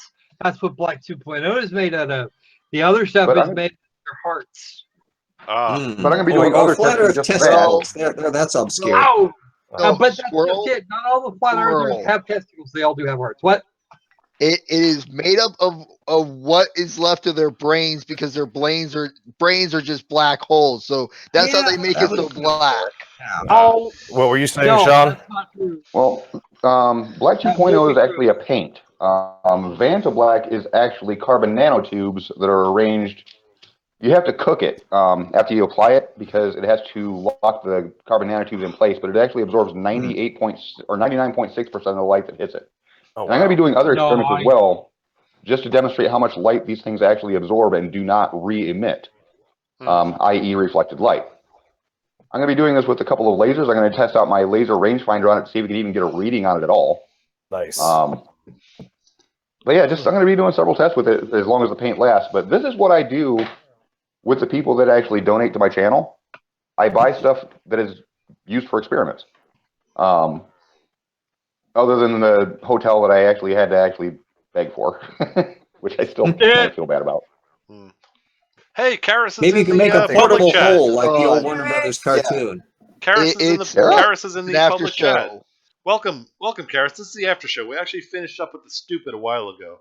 now I figured as long as I had all these smart people in one place, we better let them talk. Kind of get the smart out there. All right. Counting me before on he that says smart anything, person list. before Cap says anything, okay, all right, all these smart people and Cap. There, are you happy, Cap? There we go. That's a little more accurate. And I was gonna say, don't make me pull English on you. Hey, I already know my English sucks. Don't worry, English. Don't worry, Tornado. I've seen some of your celestial musings, and yes, you're definitely one of the smart people. Is that what you were worried about? Anyway, Karis, yeah, I was worried that you weren't going to include me. If you want to, I'm if you want to the be out, dumb you're one out. of the panel. And Karis, if you want to jump in, the link is still good. You are perfectly welcome to come in and say hi. Anyway, back to you smart folks while I drink beer. Once again, smart folks while I continue to destroy my intelligence. Yeah, that's it. Yeah. Well, like I said, Tornado, don't worry. I'm the only dumb one on the panel, so yeah. I mean, yeah. Well, and once again, Sean's got me beat. God damn it! I thought it would be cool. I ordered up a bottle of that Ferrofluid coolness. That's the liquid that's obviously by the Ferro. Hey, Karis is here. All right, hey, Karis. Hold on, she's not here yet. Now she's here. Welcome, Karis. Hey, Karis. Thank you for joining us. And this is the after show. Welcome to the after show. And anyway, I was just saying, Sean's got me beat again. My big thing was I ordered some of the Ferrofluid. I'm all about the one-up. And I have, so it would seem, I have a little aluminum sphere about 4 inches in diameter, and I was going to line the inside with nice little neodymium magnets, and let that force attract the ferrofluid to the outside of a ball, and then spin it a bit, and then here's how and why liquids can stick to a ball. I can only think of getting a bird that small. That'd be kind of cool. But Sean's got me beat. Well, one you could make, except you can't, is the equation y = 1 over x. That so it forms an infinite pipette that goes off, and if you chop it off at any arbitrary points, making like a funnel, but it goes on forever. It had an interesting property. It had a finite surface area, but an infinite volume. So that you could never fill it with paint, but or it's a finite volume but an infinite surface area. That was it. And so you could fill it with paint, but the paint can't stick to the inside because there's not enough paint in the universe to stick to the inside. What if we tried filling it with Flurfer Stupid? Yeah, that could possibly do it because Flurfers managed to produce an infinite number of something, but and it may be able to fill up a pipette. There you go. Karis, what were you saying? Oh, I'm sorry. Karis was talking about. Over to you, Karis. Oh, nothing important. I was just saying that I wish my NyQuil had an infinite volume. And Karis, that's crazy talk. Everything you say is important. Yeah. I was very intrigued by what Sean was saying about these 2 black paints he was talking about, because as an artist, I love stuff like this. Aha. I'll tell you what. Are you going to keep this hangout on your channel? Indeed. What? Yes. What? Oh, I'm sorry. I misunderstood. Then what I will do is, when I get home, I'll get you the link to where you can get the Black 2.0, and I'll leave it in the comment on Sai's channel on this video. Bravo. Okay, is it easily Googleable? Because I jotted down a note. Yeah, just look for Black 2.0. And it should be one of the first links. And it's a weird site name. Oh, what about this Vanta Black? Vanta Black is going to cost... You're not going to afford Vanta Black. Vanta Black is actually carbon nanotubes. Yeah, it's not actually a paint. They apply it like paint, and then they have to bake it at like 450 degrees. Okay. That's fine. It's like a little... all it needs is like a dialed back kiln or something. Just stick it in my oven. So it's hypercharged powder coating. That's what you're telling me. Okay. Yes. But don't let your nanobots get at it because it can take over the world. Right. I don't think my canvases can take 450 degrees in an oven anyway. So, yeah. You don't have a hand phaser for that? No. Oh well. Yeah, That's in my other. there's actually an artist that actually bought the patent for Vantablack, so you can only go through him to have something painted in Vantablack. Oh wow! And he charges a fortune. Oh, Scale of 1 to great. 10, how much does it cost? Well, clever of him for Shkreli doing of that. paints. So He's the Martin Shkreli of paints, I guess. Yes. I can. No, all that really does is make him an ass. I mean, yeah, kind of a dick move, but Kind of a dick Still move. smart. That's an incredibly dick move. we could I was gonna say. Are we I don't know. thinking of like a high-end set of dildo products here with that paint? No, Oh, my. what he's doing makes about as much sense as opening up a pre-owned dildo store. Okay. All right. Well, we're saying it's a dick move on his part. Yet keep in mind, Jaron and his cabal request more. I guarantee it's more funds than for some of this stuff to do experiments that everyone knows ahead of time are going to yield 0 in the way of results. So it doesn't seem that bad. At least this guy is providing some product. The artist in question is providing something real that you can use. Yeah. Name the flat earther that's doing that. You True. can only use it if you want to evade hey, reality. Yes, sir. I know one thing that we can point to. Yes. They've given us a bunch of laughs and subject matters for movie night. Oh, There you indeed. go. And think about how many Yes, how many but not fewer brain intentionally. cells. That was not part of their product line. Yes, think about how many He brain just cells said- we've lost. He said point to something that we can show that they produce. He never said it had to be intentional produced. That's All right. true. That's true. They've All done some right. rib tickling, and where else could we have seen hell? That's true. Yeah, right? yeah. That was the best trip to hell ever. Yeah. Indeed, especially with I mean, Bat Boy there. It looked even. I know, it looked right? better than the hell I'm in. Next time I run into demons from hell, I'm going to check their wings to find out if they're as scraggly as that poor little guy that came out of that mine. Absolutely. Oh yeah. I wouldn't get rid of that was. Now we That was know. such I think a we need a telephone anticlimactic video. So, anyone else want more science out of me? All right, if you wish to Yeah. science us, by all means. If I No, wanted no. more science out of you, I'd beat it out. Oh my! Oh my! You have Somebody's been drinking a little bit much. No, I haven't had anything actually. Other than NyQuil. I have to point Okay. to There's that. Fino. If that comment was for me about me being in hell, no, I'm not in Idaho. I'm even worse than Idaho. I'm in Kansas. Michigan. I'm in Oh. Kansas. I'm My out. condolences. Yeah. Squirrel, you're the one who figured out exactly which fort I'm by. Just tell me you don't have ruby slippers. Tornado was going to do science. What was he saying? Yeah, Tornado, science at us, please. Yes. Okay, so what do you all want to know? What? Oh, I thought you had something prepared. Yeah. Why are you throwing this open-ended question at You me? implied that I you was had actually something going to prepared. talk about tornadoes and such. All right. Tornadoes are actually formed when hot, moist air meets warm, dry air and cold, dry air. The cold, dry air and the warm, moist air start fighting it out. The cold fronts happen, but the warm, dry air forms a cap over everything. That's why there's not just a dry line, but there's also a cap. It's the convective cap that storms need to break through. When the storm I have a breaks through that cap, question. they often refer to it as the cap breaking, of course.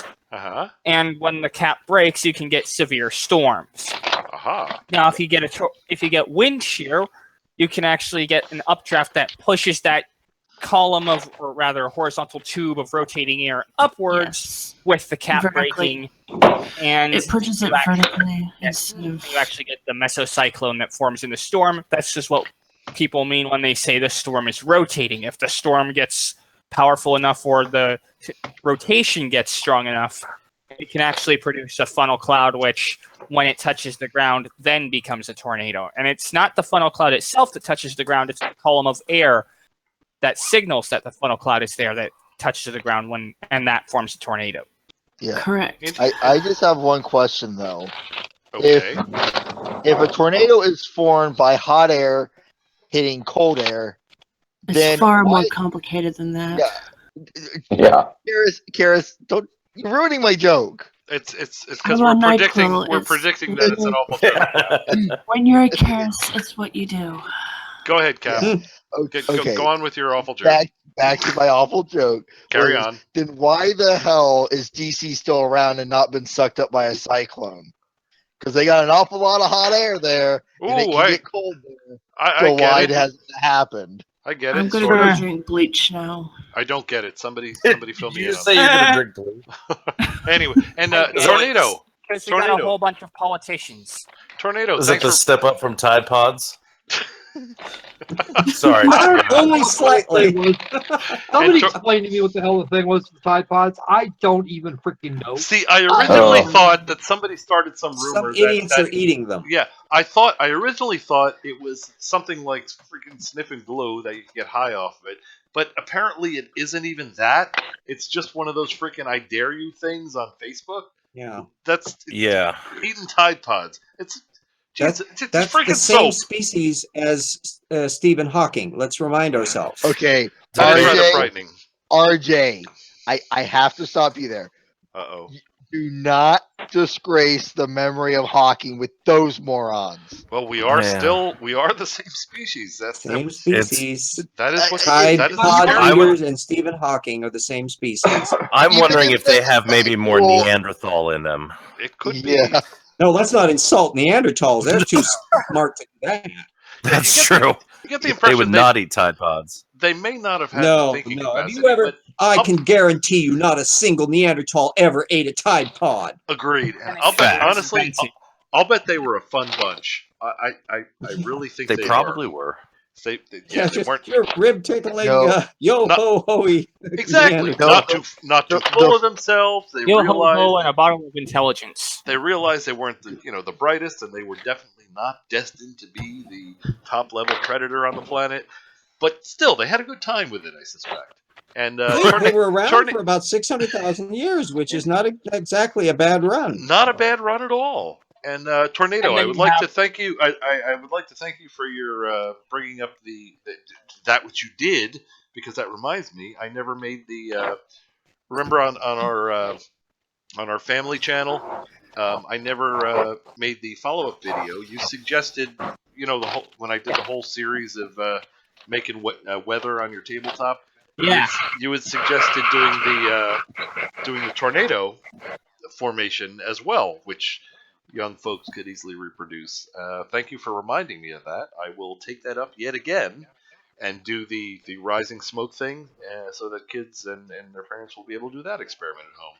I appreciate Yeah, you I mentioning really hope it It's the one works. thing we don't have to worry about here, because tornadoes pretty much require large expanses of effectively flat landscape for the land to work off, the air to work off of, and we're too bumpy here in Washington. that. Yeah. Oddly Aside, enough. what's Yep. any progress again- on the Zap? Oh, video? indeed. Actually, I haven't finished the actual device yet. All the okay. components are assembled. We've got the latest Tesla coil is about 4 feet tall. It's solid state, which is just ridiculously more efficient, because the spark gap was really the frequency of the spark was nowhere near what the resonant frequency of the coils were. So it was frighteningly inefficient. It was basically doing an impulse, and you'd get the wave and the slap back to where you got a diminishing. If you looked on an oscilloscope, you see a diminishing wave. Which by the way, is another cool thing I got. I got the USB oscilloscope. Ooh, I'm having fun with that. Nice. But the solid state ones use feedback from the coil, that every time there is the spring-like reaction from the secondary coil, it uses that as the trigger for sending another pulse. So I'm expecting either good things or, I'll be honest, death. Hopefully. Sometime Right?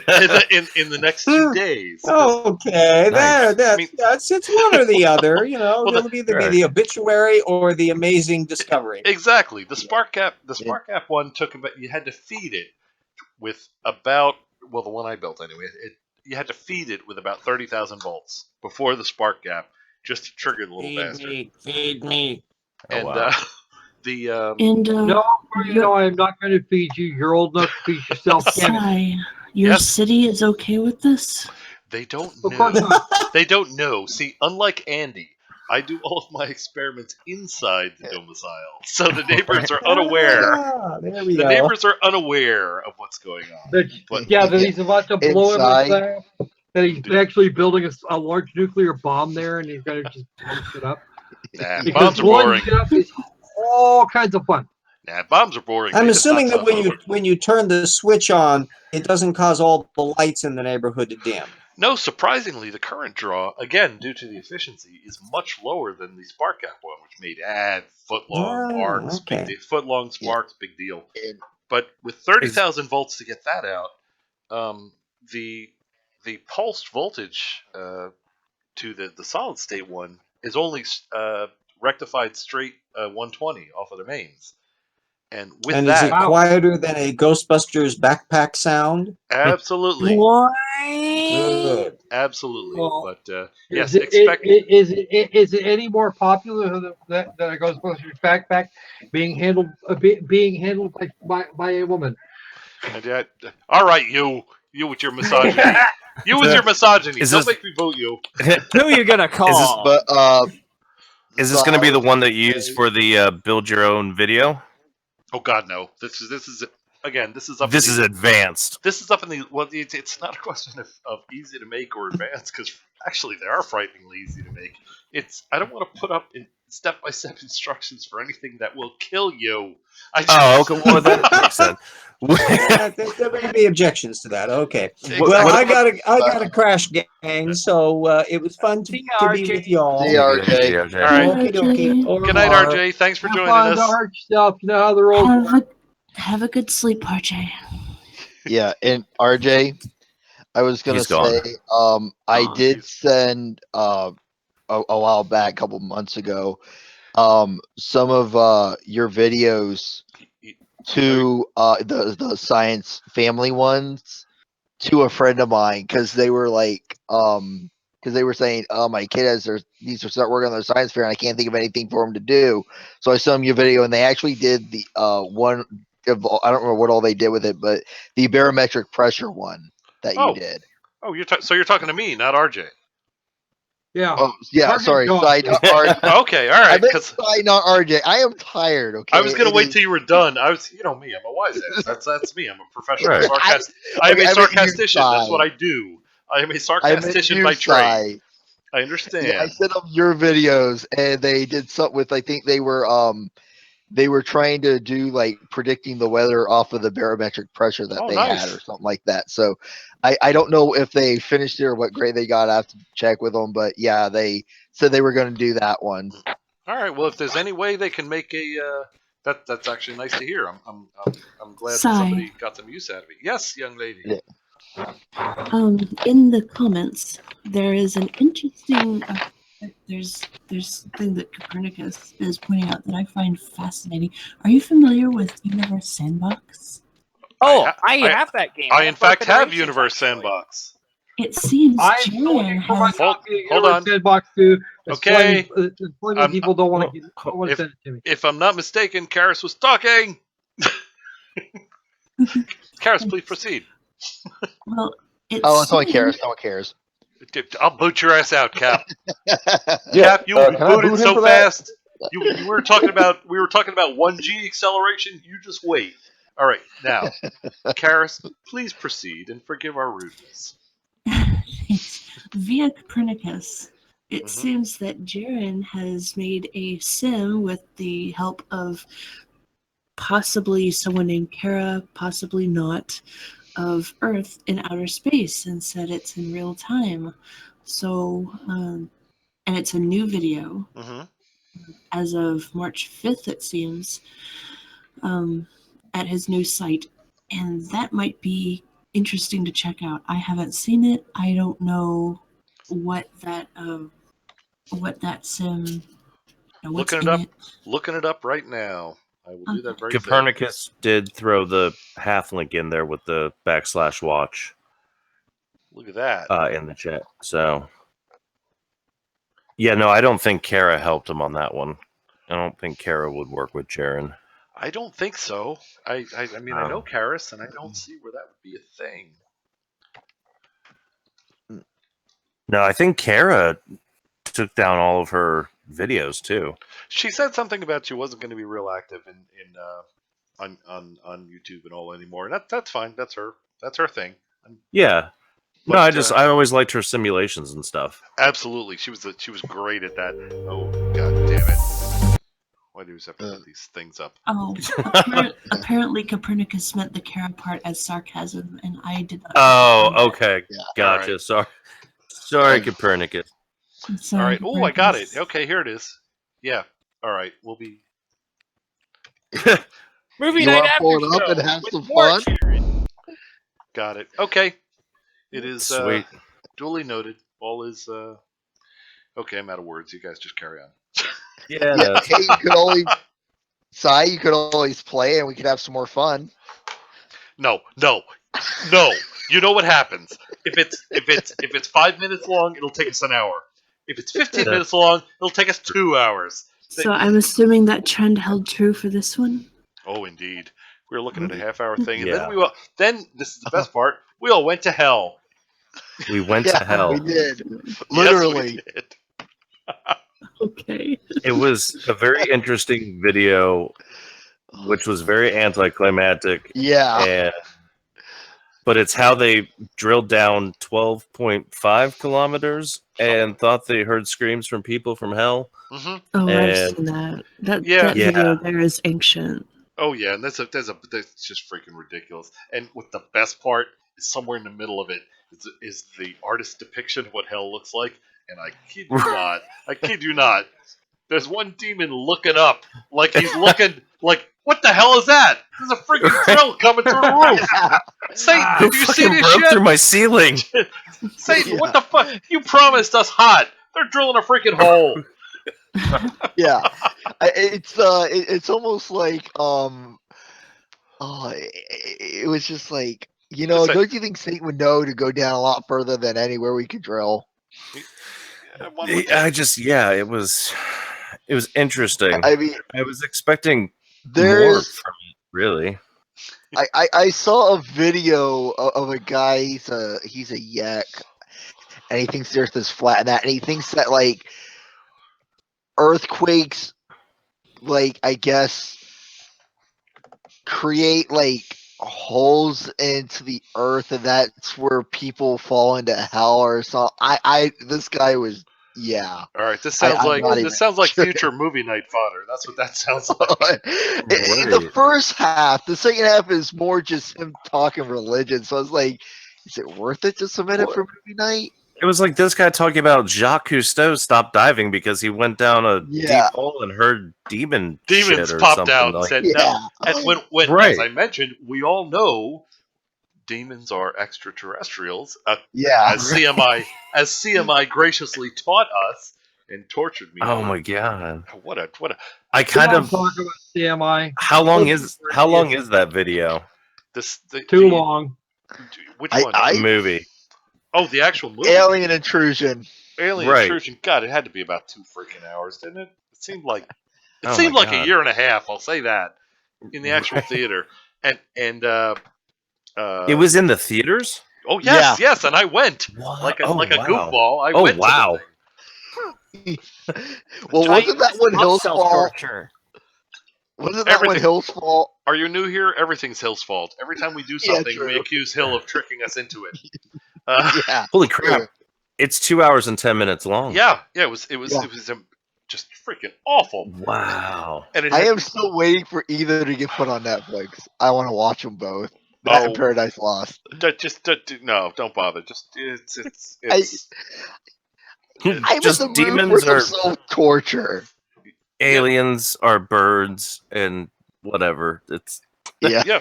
Demons are extraterrestrials. It was that, and they had a bunch of. You know what? I'll just shorten this.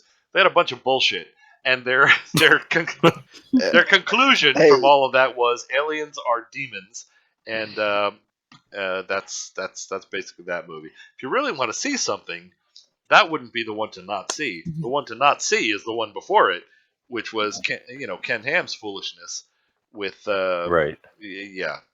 That's to be avoided at all costs. So Sai, you're telling me if I get a copy of Paradise Lost or Alien Intrusion, don't mail it to you for movie night.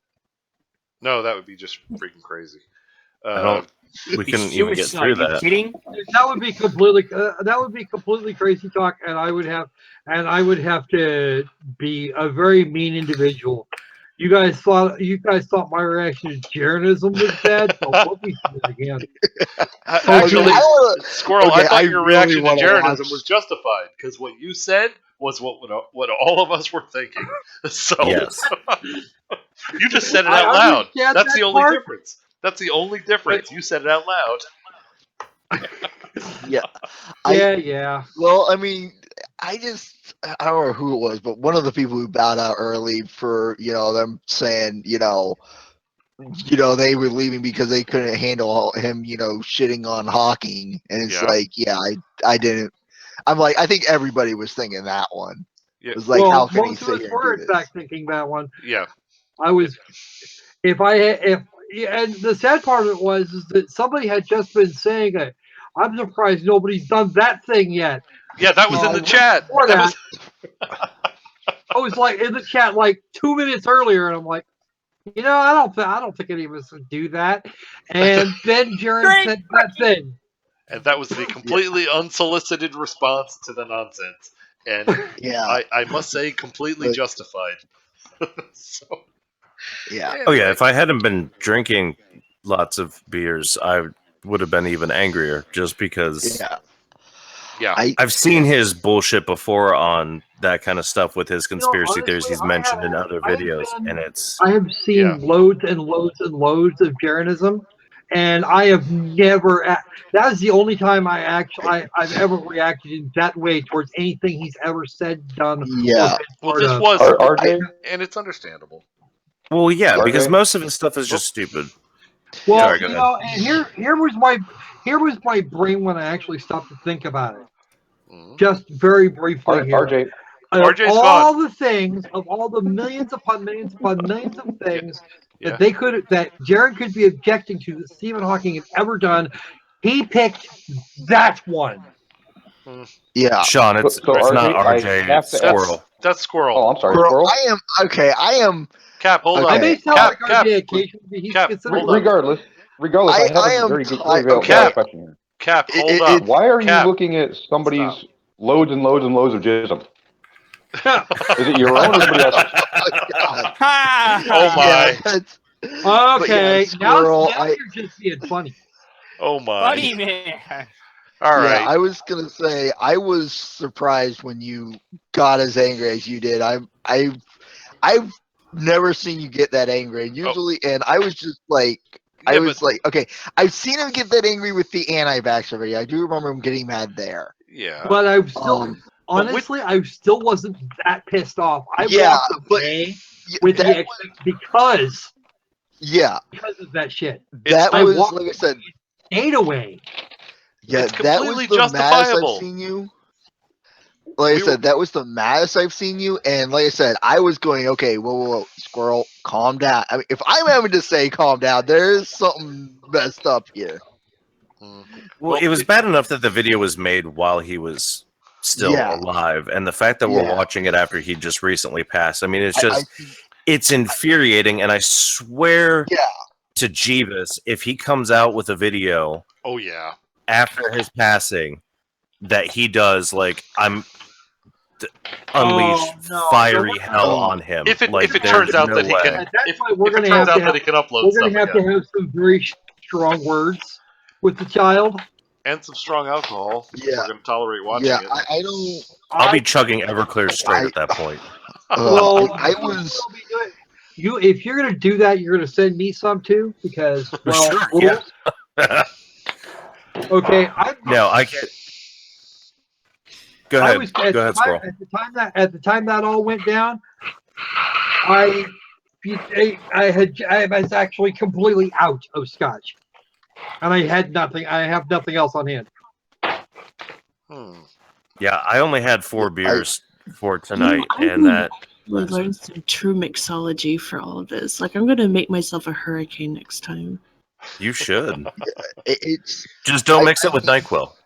I try not to do that. Aaron, like I said, that the thing on that just, I mean, he made me mad. It's just like, dude, I mean, at least we're gonna go after him. At least go after an idea, even if you're flat out wrong. At least you're attacking the ideas. Right. But it's just like, Why are I you don't know. attacking the man? Maybe I guess because of him just passing it, and like I said, I have so much respect for Hawking. I mean, he is, or I guess he was one of the greatest minds to ever live. Indeed. I mean, and it's just, I have a lot of respect for the guy. I mean, I don't understand a lot of his work. In fact, I don't understand really any of it. You know what? There are people out there that will probably never. There's a bunch of people that still don't understand his work, and some of them have been working with him for as long as he's existed. Yeah, I mean, really. he's just. I mean, It's just the fact that someone would attack him, yeah, personally, having and say that it's fake or whatever. Yeah, it's just. I guess it just. I'm more, I guess, in shock that someone would have the gall to do that. I guess maybe just because of after his passing, even though this was when he was still alive.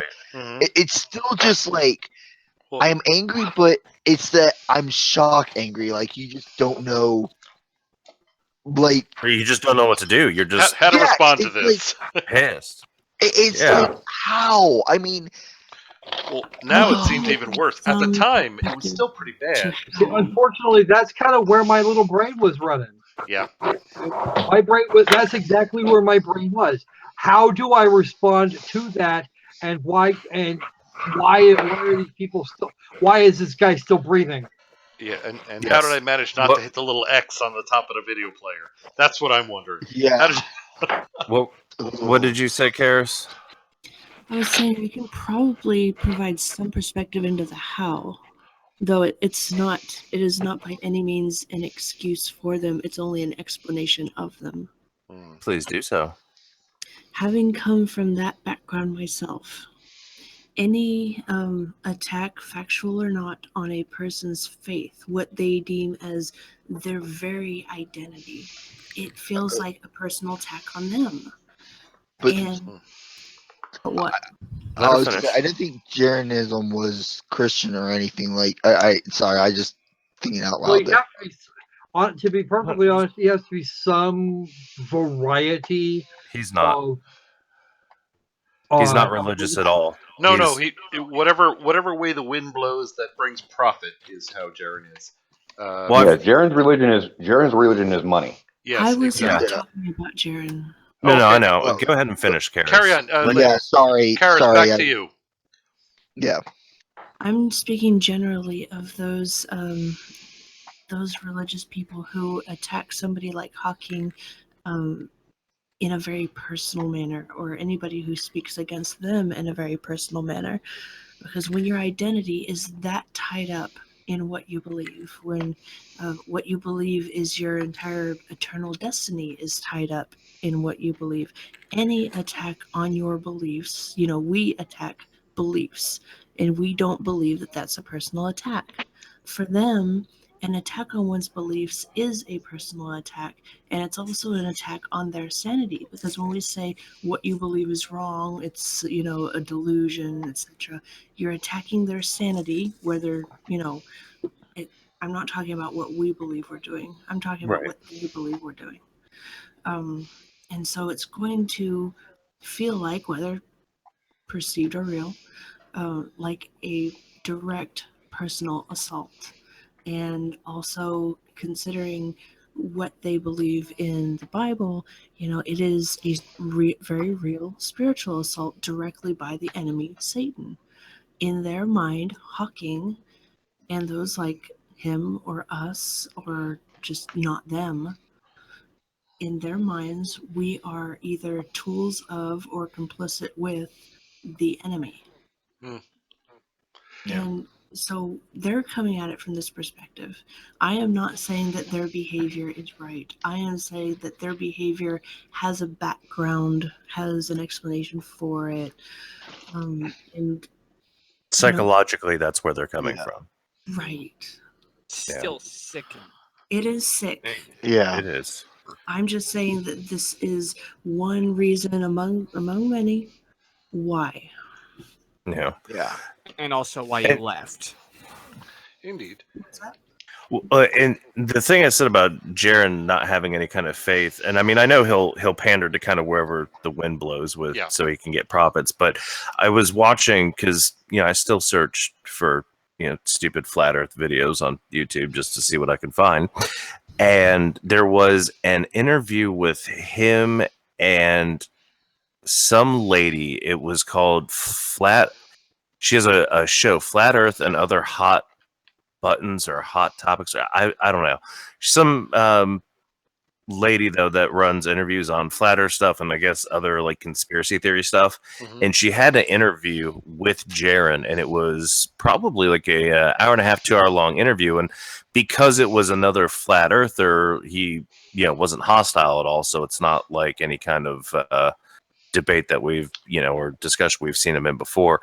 But she was talking to him about religion, and he was, because I know that Red has brought up before, and I think Sean and Sly and all the others, that the comments that he's made, about religion, where Jesus can, suck his whatever, I mean, he's made some pretty nasty comments. And he, flat out said that he's like, no, I'm not religious at all, even though Christ and S my D. Right. And he was, because she asked him why hide the flat earth, as just because that's what they all asked. And he said, well, because I believe they're trying to hide God, but he himself is not religious at all. He's completely, atheistic about the whole thing. It's just that he still believes that, and I don't understand.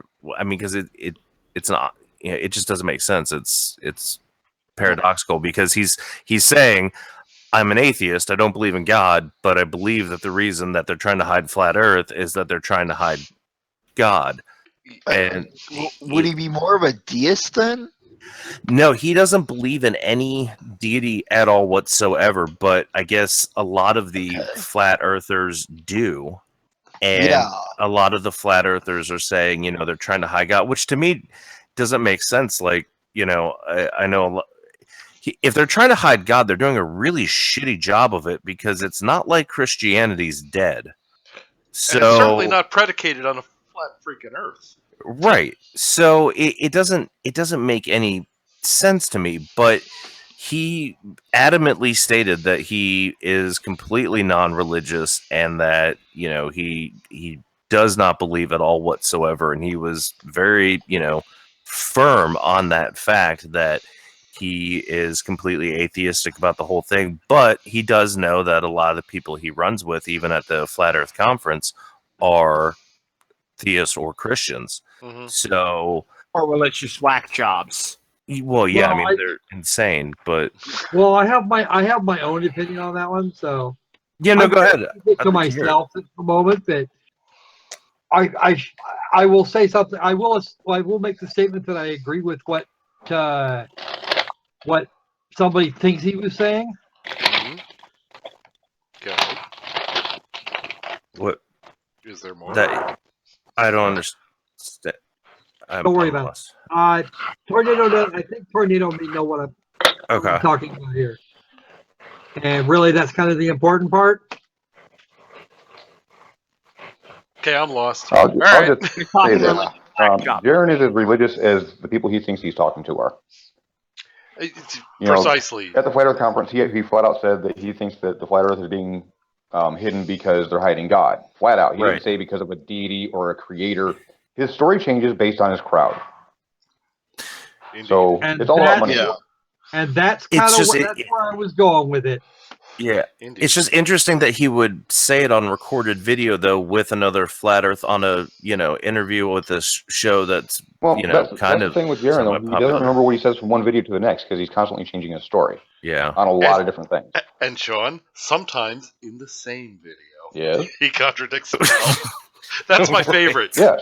Those are the zero effort debunks. That hell, we'll just play the thing. Yeah. Anyway, all right. Yeah. Look, we did the movie night for what 4 hours, and we've been at this for about 2. Oh God. We've been It's at this 7 a.m. We've been It's about 4 in the morning. about 2 hours at this. It's 7 here. Yeah. So I don't know. Yeah. Maybe, what do you think? Shall we call it for the night and I think regroup we- again? Sure. I think we're probably in about that neighborhood. Yeah. Yeah, we'll regroup next I've got- Friday I've and got have. about an hour's worth of work, so All right, we'll have. Is there still going to be Science Sunday? There, I have to. That's Andy's. That's Andy's thing. I can't so I have disappoint a it. silly.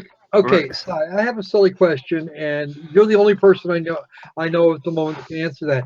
Why was movie night on Saturday rather than Sunday? Is that going to be a regular thing going forward, or no? Oh, I know the answer to this. You mean Friday versus Saturday? Okay, go ahead. You know the answer. Proceed.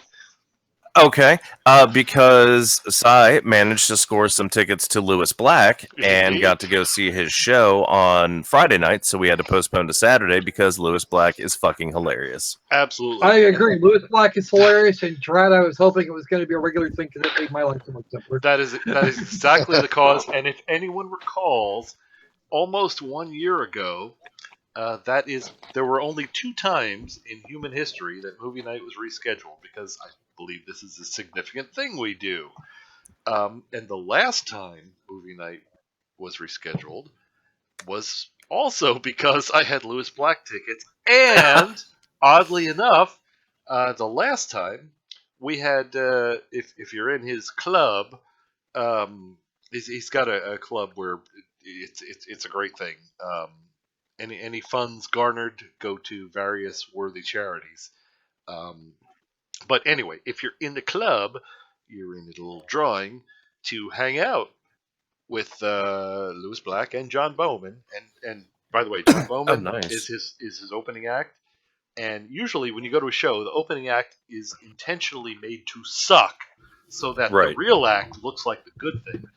John Bowman rocks. He is a very skilled comedian as well. Anyway, for the last time we scheduled movie night, I also had we got picked.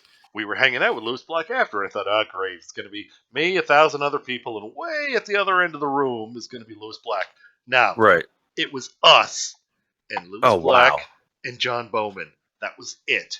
Nobody else was in the room, and we were just talking about stuff and things. Stuff and things. And the coolest thing about Mr. Black is his persona that he depicts in his performances. That's the real Nothing guy. nothing like the mayonnaise in real life. No, that's the real guy. He's not yanking anybody. He's an honest guy. He analyzes what's going on, tries to make it funny, and that's why in this most recent performance he was objecting to current events in general, because he says he looks at him and what? Okay, what's my job now?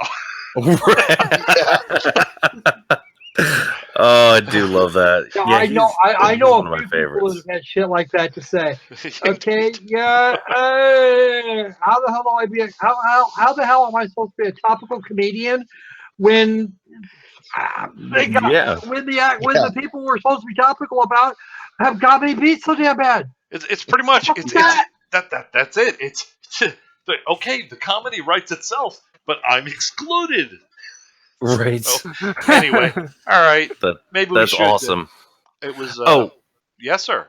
Go ahead. One last quick thing. I don't know if I mentioned it or asked it earlier, or if you answer the do-it-yourself zap that you were gonna make, the do-it-yourself coil video. Yes. When is that happening? Oh, that's fairly soon. I got okay. I made a Slayer, a non-deadly one. Slayer. the Slayer circuit is a frighteningly simple circuit for anybody that looks at electronics that takes feedback 180 degrees out of phase from the secondary coil and triggers another pulse to go to the thing. And I got a nice one, not deadly, won't even make burns, makes a nice little nice little plasma display at the top and all that sort of thing. Give me a week, I'll have that up. Oh, sweet, awesome. All I was right. just curious because I know you were waiting to get the parts in and test to make sure that everything worked out right. So Yeah. All right, Mr. Sir, when you are prepared with to accomplish that thing, do please let me know. I will join you for that. Alrighty. I will And- happily join you for that. Okay, and Awesome. I Thank you, have sir. I've received notification that I don't know if everyone here is like Sunday Science watchers and all that. We gave away 2 little mini musical Tesla coil kits. They were of the non-deadly sort. Right. That I happened to come across on Amazon. I thought, oh Jesus, we're talking about this stuff. Let's give a couple away. And they have both received their items. And Nice. I hope they enjoy. Now they're kids, so I as time allows, I hope they do construction, and I hope they are kind enough to show us videos of their devices functioning. But anyway, Sweet. all right. On that note, any closing comments? Rest in peace, Stephen Hawking. Indeed, Yeah. indeed. That's Excellent about it. sentiment. And all righty. Thanks for the hang, Si. Hey, it was great having you all. Thanks for joining us. See ya, Sean Hufford. And my God, thanks for hanging out with us this long. Everybody on the panel and everybody in the public chat. Karis, thanks for joining us. And Yes, what's thank you, Karis. what's with the NyQuil? You feeling okay? Nope. Oh my. Oh my. This is not good. You cannot have that. Don't We make hope us you feel worry. better. Wait. Thanks. Oh, and here I thought Karis was maybe going for a Walter White a little bit. No. No. All right. I have seen in Karis many things. That is not one of them. Yeah. All Thanks. right. Well, the timing was Well, excellent. good night. The last of the Killian's Red is now gone. And the sun shall be rising soon. So Well, Yes, you it are hereby requested or required not to tease me with the booze. All right. All right. So shall it be. All right. Since we've already done, Wait, we already Squirrel, did. Yep. Go ahead, Cap. I was gonna ask Squirrel, does that eliminate me from going, oh, this is some good, booze over here? I will kick you. I will kick you. That I would will be the come teasing. over there. I will find you, and I will kick you. That would Don't be even the go there. that would be the teasing to which he referred. Anyway, Yeah. all right. We already did the. We already did This the is plug some thing. good booze. Too bad I don't have any. For the actual show, we already did the plug for most people. Sean's muted, so he must be busy working.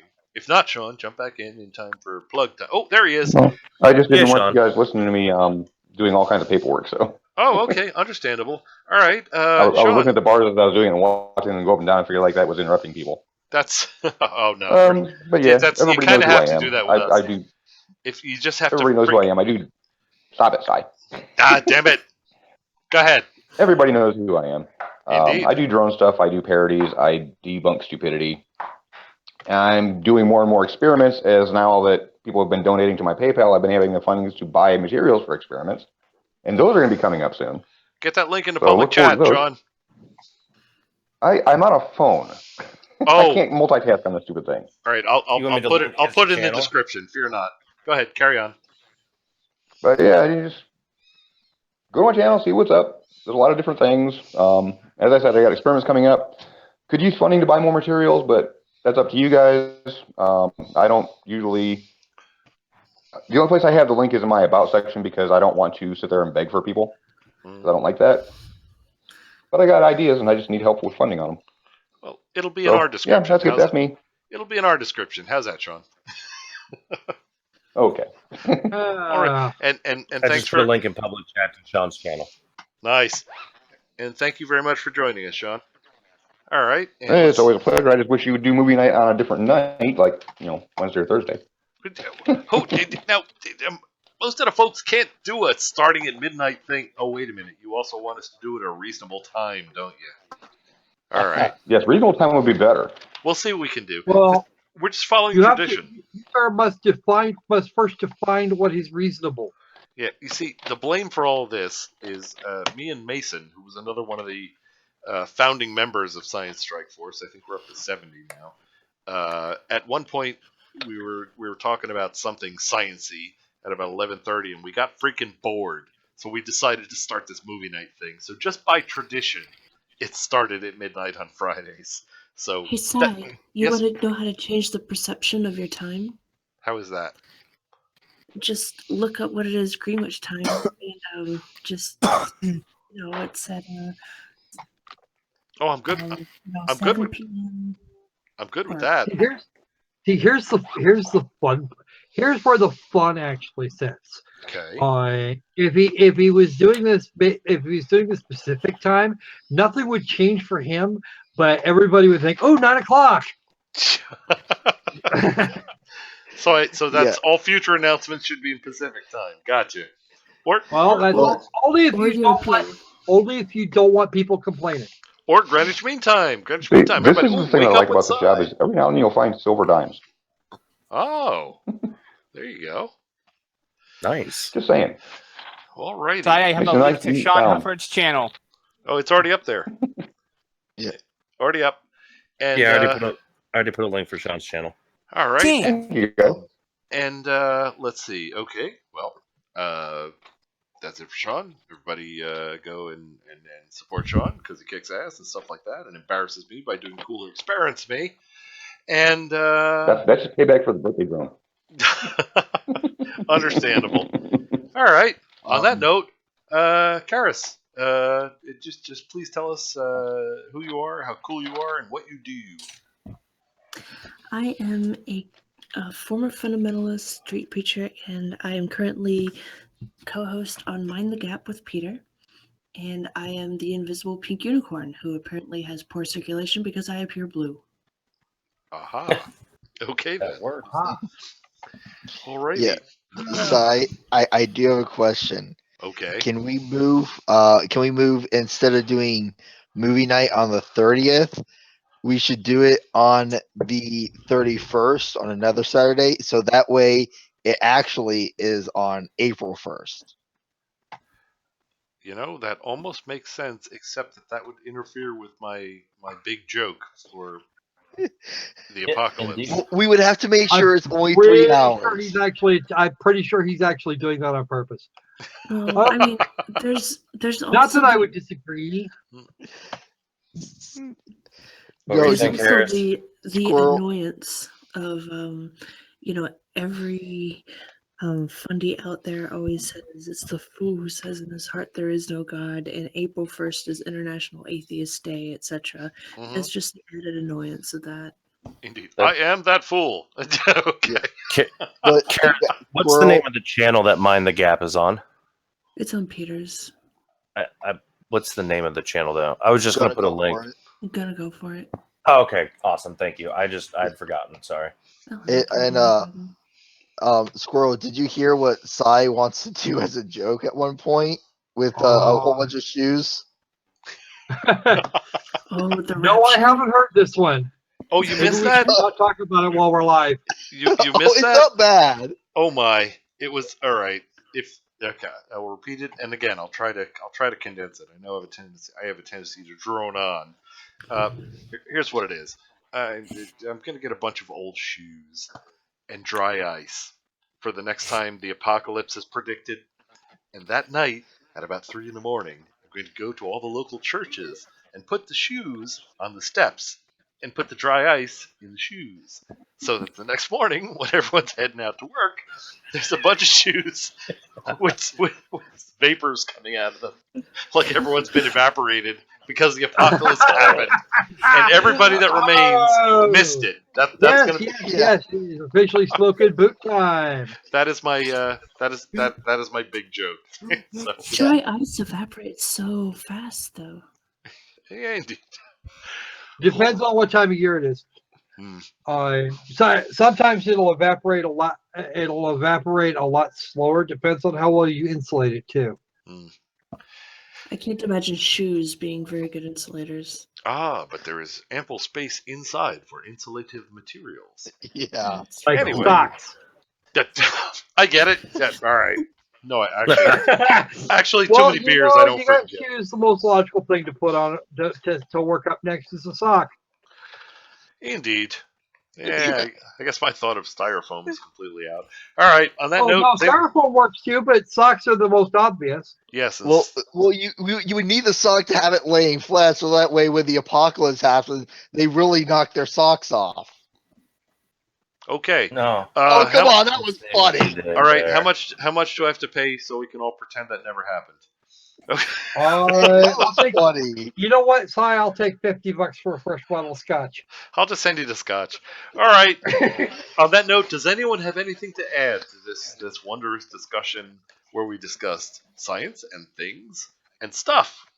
I don't have anything to add except that I make videos about video games, and we've been playing a lot of Fallout and doing some and playing with nuclear science while we're at it. You missed a whole stream on. You missed most of the stream on it today, Si. Heck. Bad side. Bad pug. Bad pug. All right. Very good. You can go watch it. It'll be fine. I missed the whole stream. Then go watch it. It's still on the channel. Yeah. Indeed. You go see my channel. I am the Lord of the Croc and Squirrels, and you can find me as Lord Croc and Squirrel. Indeed. I use a tire iron in Fallout. You know what? Actually, believe it or not, I have several times in Fallout 4 decided that the folks that the folks in Concord, the folks that were trying to do the invasion in Concord, they didn't need so much me to whip out a minigun. No, I took a fat man. Wait, you mean the raiders who were trying to invade Concord with the Minutemen? All right. I actually. This is not the freaking gamer channel. This is not the gamer channel. On hand, and I just sent them all down range. Okay, look, gamers are fish belly white from staying in their parents' basements, and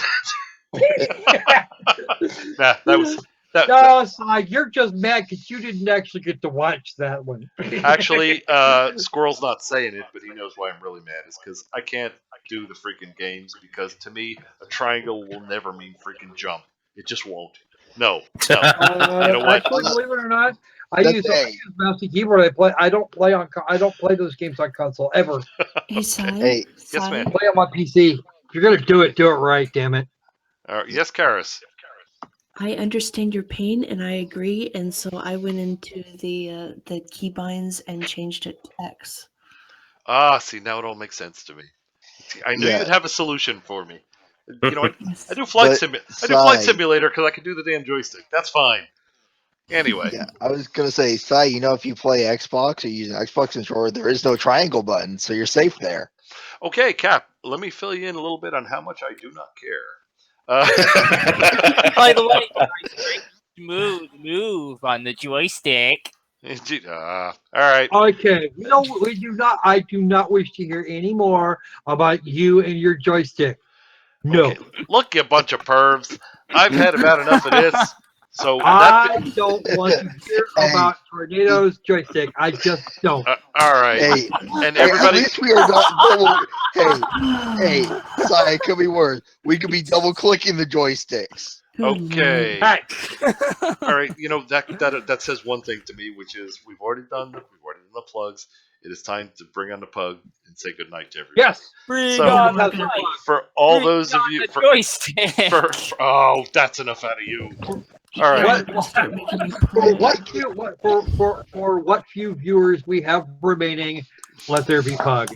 Indeed, the pug shall come. Thank you to our esteemed panel for remaining. Thank you for all our viewers.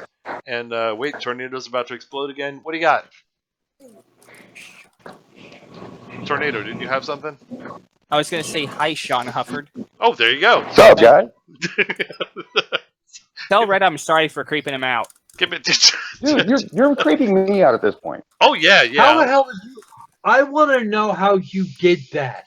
Oh, we pulled that. Yeah, you know what? That's an offline discussion, but to shorten it, it was the fanboys. Well, you know what? Yeah. It's creeping me out because he keeps asking me about Red. Ask him directly. You're really. Where is my pug? Well, he's currently blocked. Pug. Yeah. He's right. Pug time. Okay, off we go. Good night, everybody. Thank you very much. Here comes a pug. Thanks for coming. Blah blah blah, etc. etc. We'll see you next week. And actually, no, I'll see you tomorrow. Science Sunday. Here comes a pug. Cypher K85 says, "Pug bless you all." Yeah, pug. Oh, I love it. I love it. Very nice.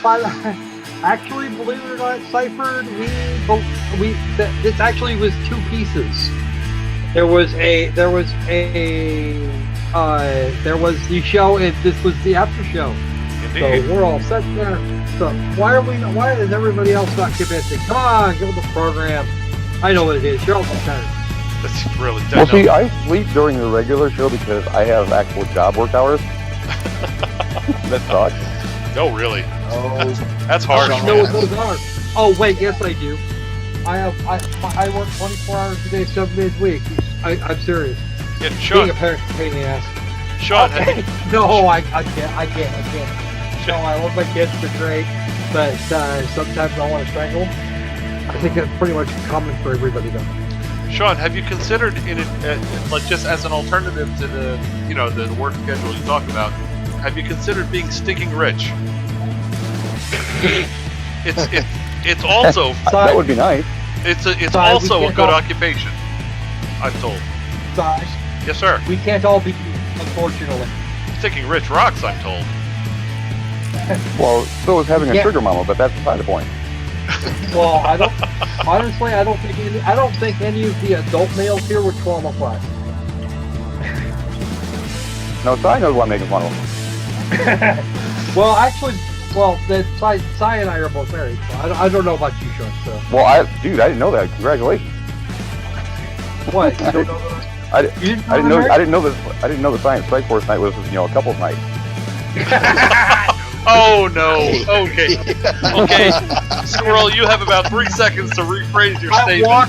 I walked into that. Face first, running, dude.